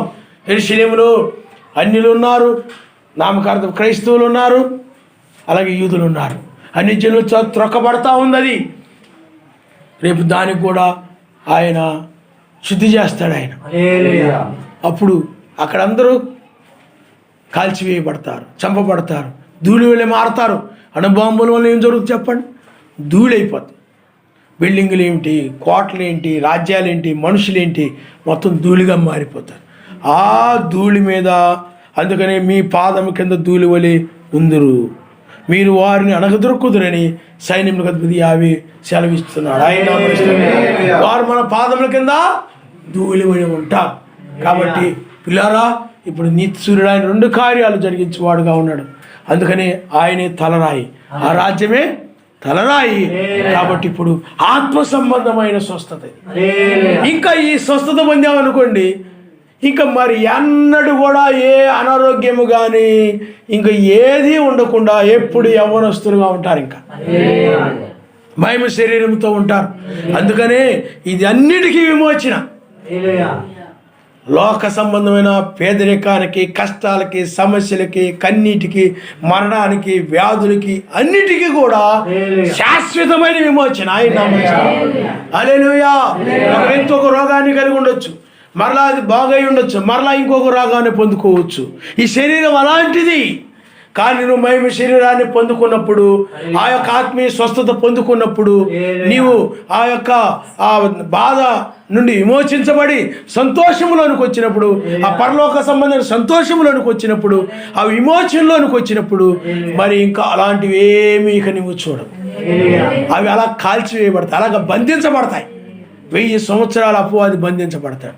వాడు బంధించబడ్డాడంటే ఇవన్నీ బంధించబడినట్టు. ఎందుకంటే అన్ని రోగాలకి, అన్ని సమస్యలకి, అనేక ఆశలకి, మనుషుల్లో ఈ రాజ్యాన్ని గురించి, ఈ లోకాన్ని గురించి అనేక ఆపేక్షలు కలుగు చేయడం, చంపుకోవడం, నరహత్యలు, వ్యభిచారాలకి, దొంగతనాలకి, ఈ యొక్క కోపములకు, కక్షలకు, ఈ యొక్క సహనం లేకుండా ఉండడానికి వీటన్నిటికి కూడా కారణం ఏమిటంటే సాతానుడి. వాడు బంధించబడినప్పుడు భూమి మీద నీతి నివసించు. ఆయన హల్లెలూయా. కాబట్టి శరీరం నుండి మనకు పరిపూర్ణ విమోచన పొందేటువంటి కాలము ఇదే. విమోచన దినములో మనము ఆయన అమరుస్తాం. అందుకని ఈ దినము మనకు విమోచన దినమే కాదు, ప్రకృతికి కూడా, మూలుగుతున్నటువంటి ప్రకృతికి కూడా విమోచించే దినం ఇది.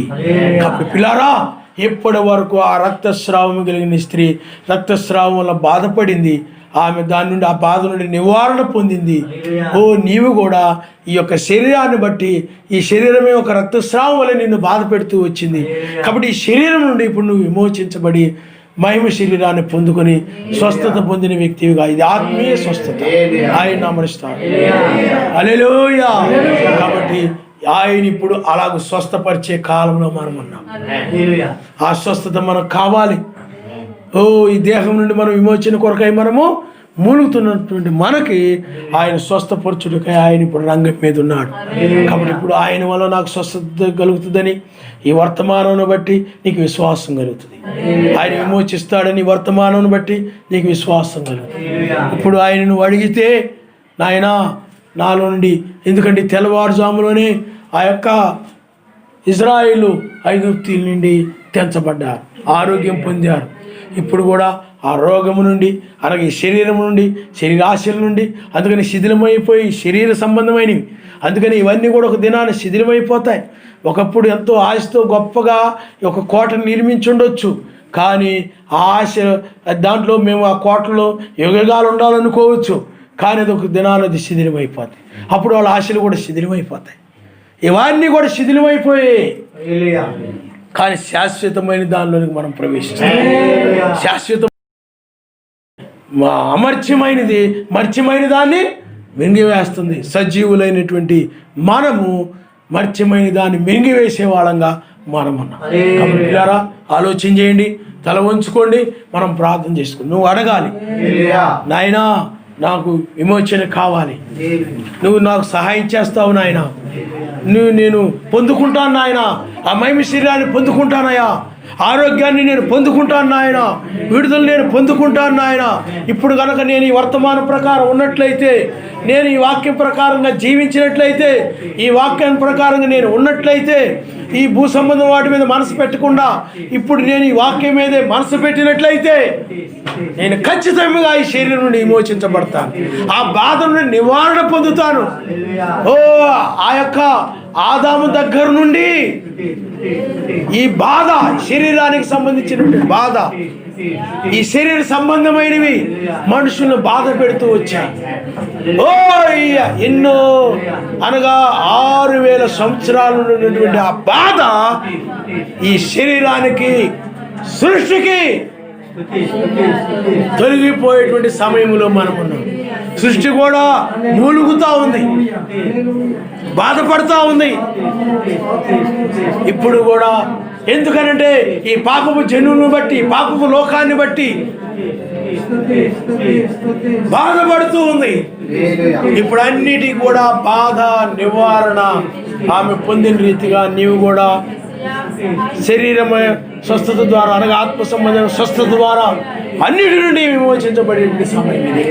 ఆయన నామనిస్తాం. హల్లెలూయా, హల్లెలూయా.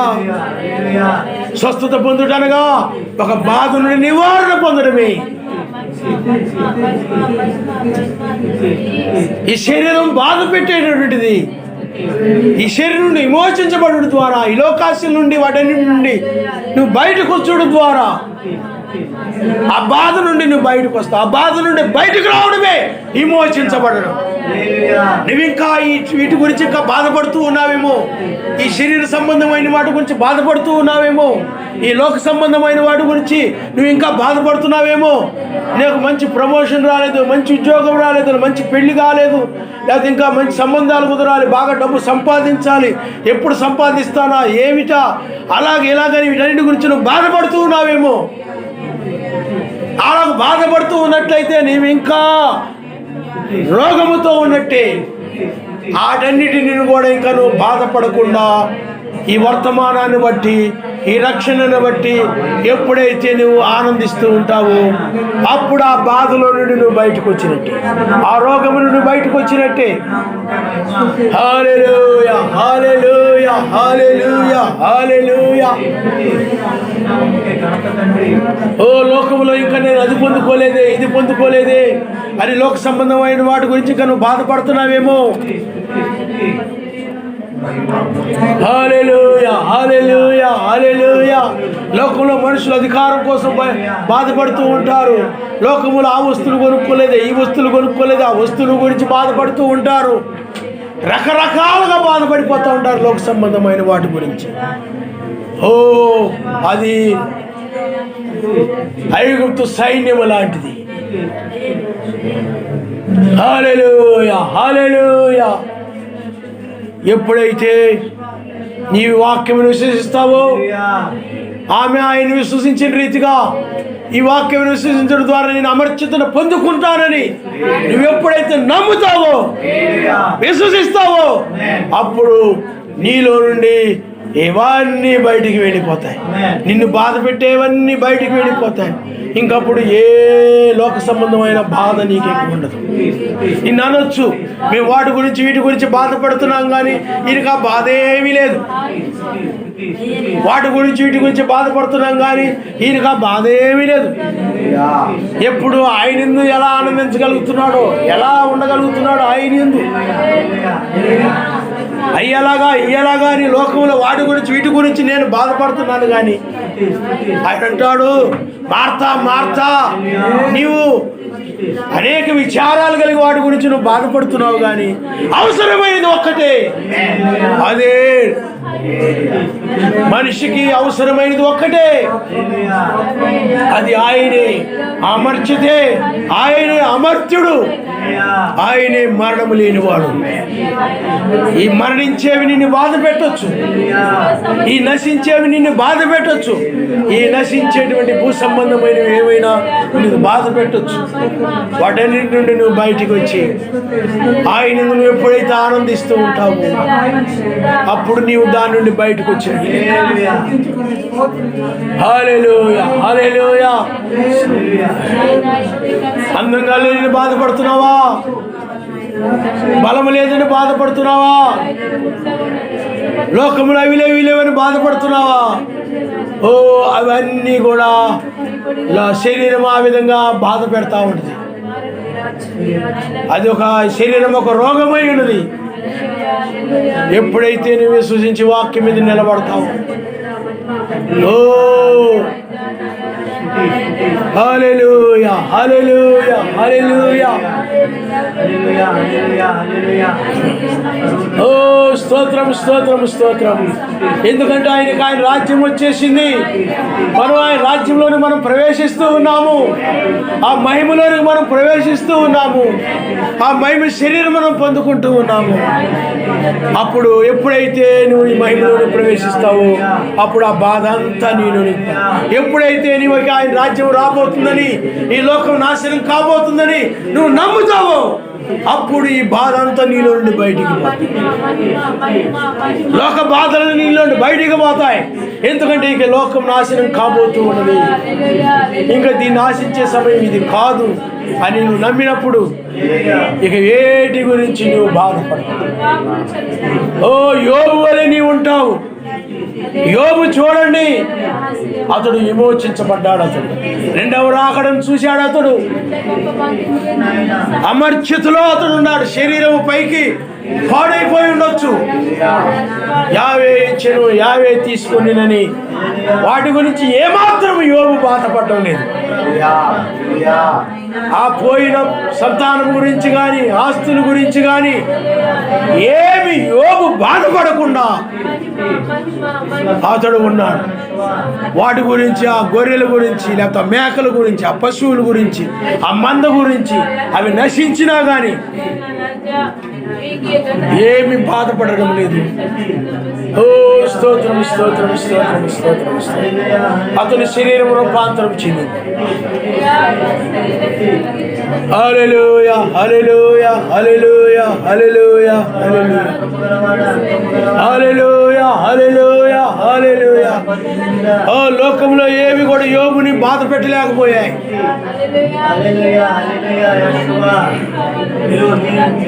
హల్లెలూయా హల్లెలూయా హల్లెలూయా. వందనాలు వందనాలు వందనాలు నాయన.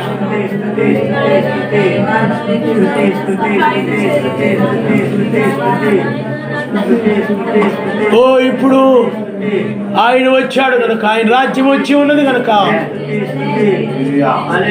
ఆయన తన రాజ్యముతో వస్తాడని వాక్యం చెప్తా ఉంది. షాలేము రాజుగా వస్తాడని. షాలేము రాజు, ఆ రాజు తన రాజ్యముతో వచ్చాడు.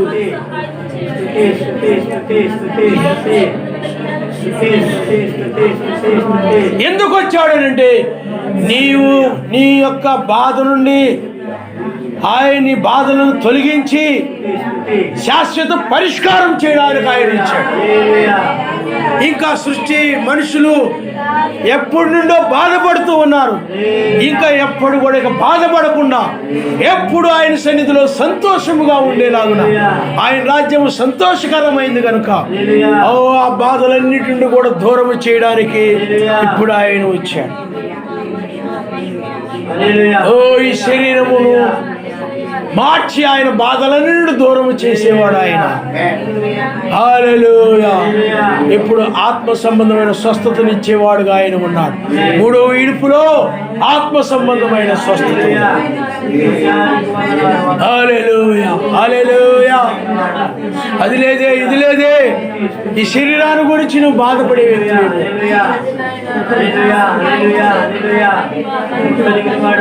హల్లెలూయా హల్లెలూయా హల్లెలూయా. ఆయన్ని ముట్టినప్పుడు విశ్వాసముతో ఆమెలో ఆ బలహీనతంతా పోయింది. నీవు కూడా వాక్యం నమ్మినప్పుడు ఇది అంతం కాబోతుందని, నిత్యరాజ్యం రాబోతుందని నువ్వు నమ్మినప్పుడు ఇక దాన్ని బట్టి నువ్వు సంతోషిస్తావు తప్ప నిత్యమైన దాన్ని బట్టి నశించే దాని గురించి నువ్వు బాధపడవు. అదే మర్చితుల నుండి అమర్చితులకి రావడం. అదే ఆరోగ్యం పొంది గంతులు వేస్తారు ఆనందముతో. హల్లెలూయా హల్లెలూయా హల్లెలూయా. ఓ చెడ్డ బ్యాక్టీరియా, ఆ దురాలోచనలే చెడ్డ బ్యాక్టీరియా, అది కరోనా వైరస్ లాంటిది. అది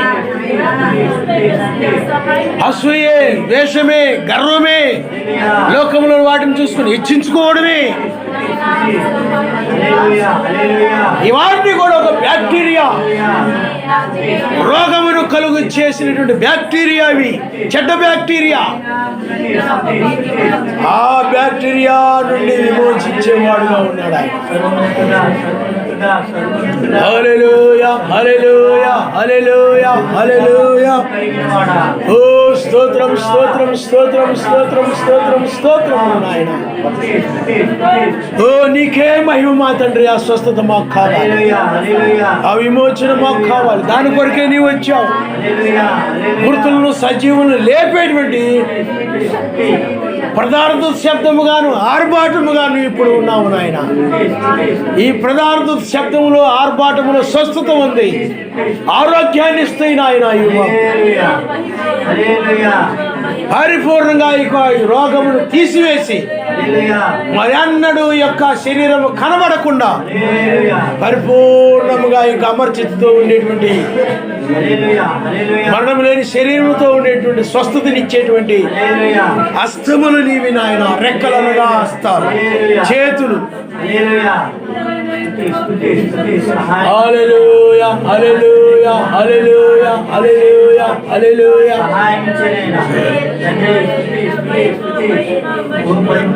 అడుగు ఆయన్ని.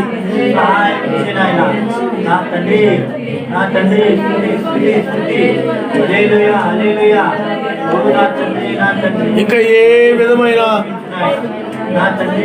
ఆ అపవాది సంబంధం ఏది కూడా వచ్చి నీ హృదయంలో బాధపరచదు.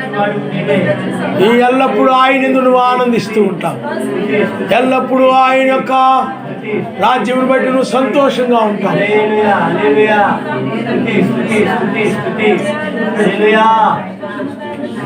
ఆయన ప్రేమ నీకు సంతోషాన్ని ఇస్తూ ఉంటుంది. ఎందుకంటే ఆయన నిన్నెంతో ప్రేమించాడు, రక్తం చిందించాడు, మళ్ళా రెండవసారి నీ కోసం వచ్చాడు. ఓ నీ కోసమే, నీకు శాశ్వతమైనటువంటి ఆ రాజ్యాన్ని ఇవ్వాలని లోకాన్ని నాశనం చేస్తుంది కూడా నీ గురించే. ఆ దుర్మార్గులని గర్విష్ఠులని నాశనం చేసి ఈ భూమిని మరలా నీవు పొందుకోబోతున్నావు. నీకు ఇస్తూ ఉన్నాడు ఆయన. నిన్నెంతో ప్రేమిస్తున్నాడో చూడు, ఆయన ప్రేమను చూడు. హల్లెలూయా హల్లెలూయా. ఆయన ప్రేమ వైపు చూచినప్పుడు ఈ లోకంలో దేని గురించి నీకు బాధపడు. హల్లెలూయా హల్లెలూయా హల్లెలూయా హల్లెలూయా.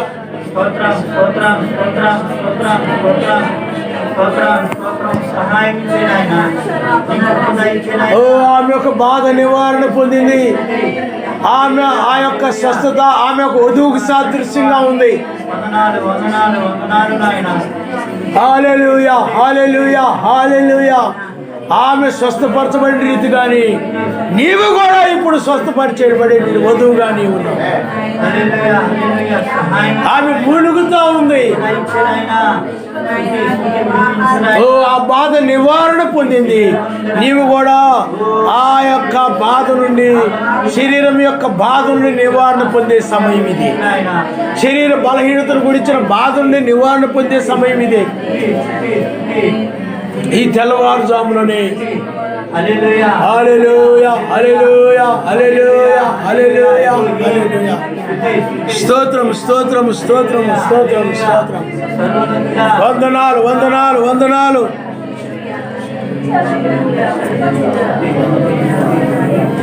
మర్త్యమైన దాని గురించి ఇంకా నువ్వు బాధపడవు, కానీ అమర్త్యమైన దాన్ని బట్టి ఆనందిస్తూ ఉంటావు. ఇప్పుడు నీకు అమర్త్యమైన దాన్ని ఆయన ఇచ్చాడు. ఈ అమర్త్యమైన దాన్ని బట్టి నువ్వు ఆనందిస్తూ ఉంటావు. ఇక మర్త్యమైన దాని గురించి నువ్వు బాధపడవు. కారణం ఎందుకంటే ఆ మర్త్యమైనది నిన్ను బాధ పెట్టేది ఐగుప్తు సైన్యం వలె కాలిపోతుంది.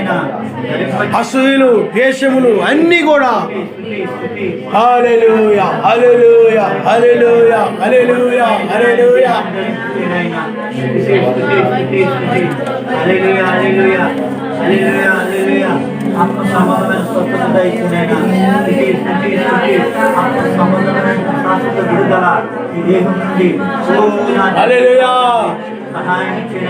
ఇంకా లోక విచారాలు, లోక బాధలు, లోక తలంపులు అవన్నీ నీలో నుండి పోతాయి. ఆ రక్తస్రావం పోయినట్టుగానే నీలో నుండి కూడా ఇవన్నీ పోతాయి. ఆమె స్వస్థత పొందింది. ఇంకా ఆమెలో అవి కనబడడం లేదు. ఆ బాధ పెట్టేవి ఏమి ఆమెలో లేవు. నీలో కూడా బాధ పెట్టేవాడు అసూయ కానీ, ద్వేషము కానీ, లోకాశలు కానీ మరి ఏమీ నీలో ఉండకుండా పోయినట్లయితే నీవు స్వస్థత పొందిన వ్యక్తివే. హల్లెలూయా, హల్లెలూయా. ఇంకా ఎవరైనా చూసినప్పుడు అసూయ పడుతున్నావేమో, నీవు ఇంకా స్వస్థపరచబడలేదు.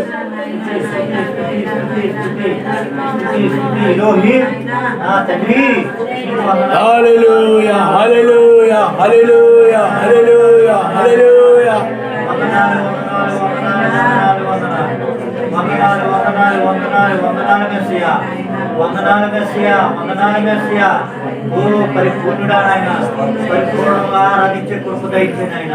హల్లెలూయా, హల్లెలూయా, హల్లెలూయా, హల్లెలూయా, హల్లెలూయా. ఓ ఇంకా వీటి చేత బాధించబడుతున్నావంటే, ఓ ఈర్ష్యతను బాధించబడుతున్నావంటే, ధనాపేక్షతను బాధించబడుతున్నావంటే, కోపము చేతను బాధించబడుతున్నావంటే, సహనము లేకుండా నువ్వు బాధించబడుతున్నావంటే, అసహనముతో బాధపడుతున్నావంటే, ఇంకా నీవు ఆ యొక్క బలహీనతలో ఉన్నట్టే, శరీరంలో ఉన్నట్టే, మర్చిపోయే శరీరంలో ఉన్నట్టే. హల్లెలూయా, హల్లెలూయా, హల్లెలూయా, హల్లెలూయా, హల్లెలూయా.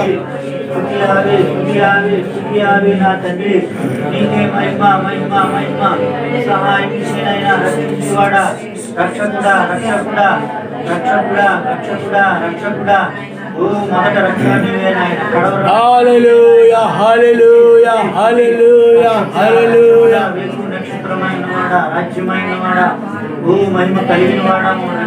ఓ నీతి సూర్యుడు వేరు, ఎక్కువ చుక్క వేరు కాదు కానీ ఆయనే.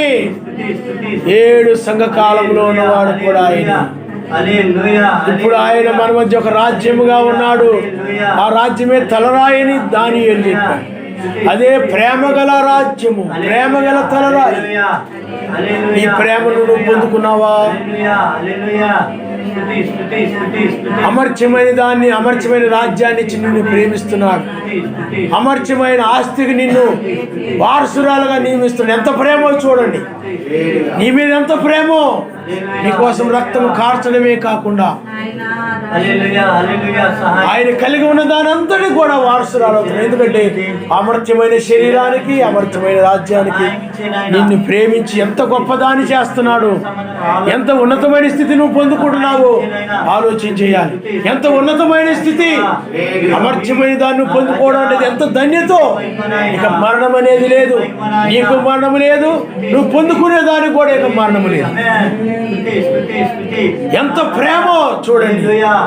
హల్లెలూయా, హల్లెలూయా, హల్లెలూయా. సదా ఆయనతో ఉండే ప్రేమ, శాశ్వతమైన ప్రేమ. ఈ ప్రేమ దొరక అనేక మంది బాధపడుతున్నారు. ఈ ప్రేమ కోసమే ప్రపంచంలో అనేక సంఘాలు ఎదురు చూస్తూ ఉన్నాయి.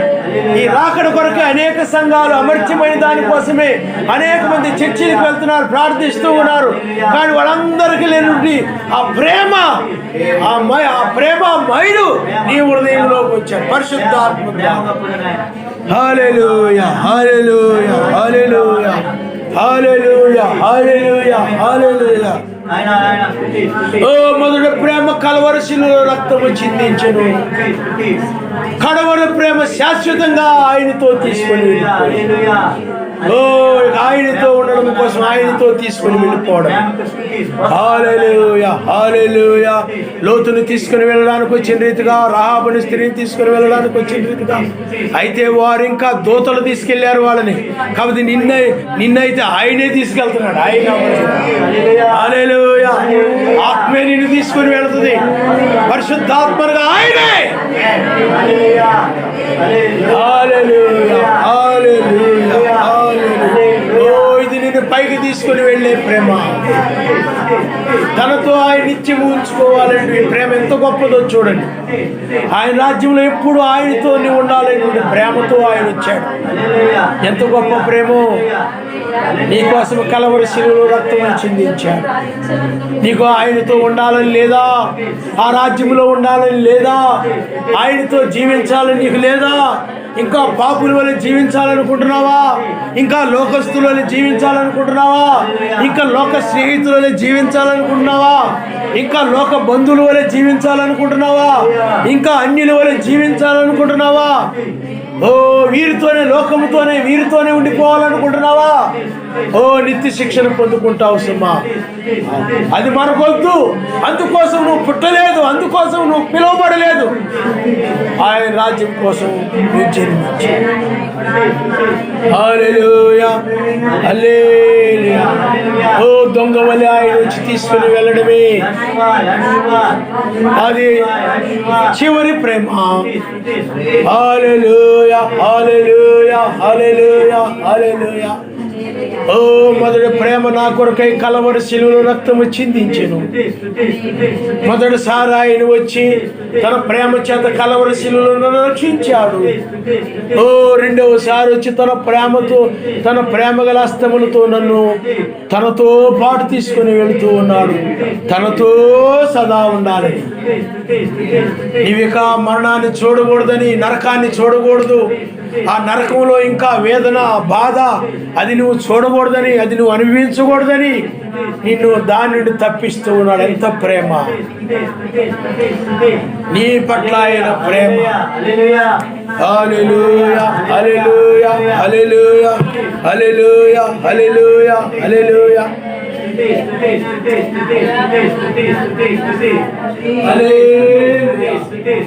నువ్వు ఆయన ప్రేమిస్తున్నావా?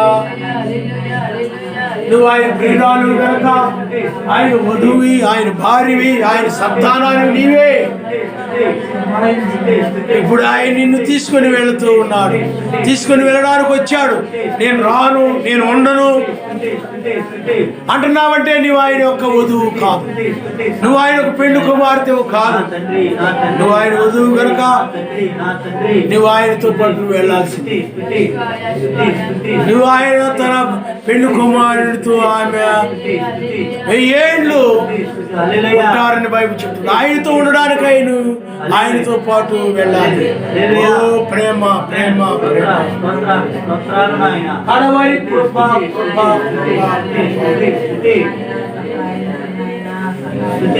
హల్లెలూయా, హల్లెలూయా, హల్లెలూయా, హల్లెలూయా, హల్లెలూయా.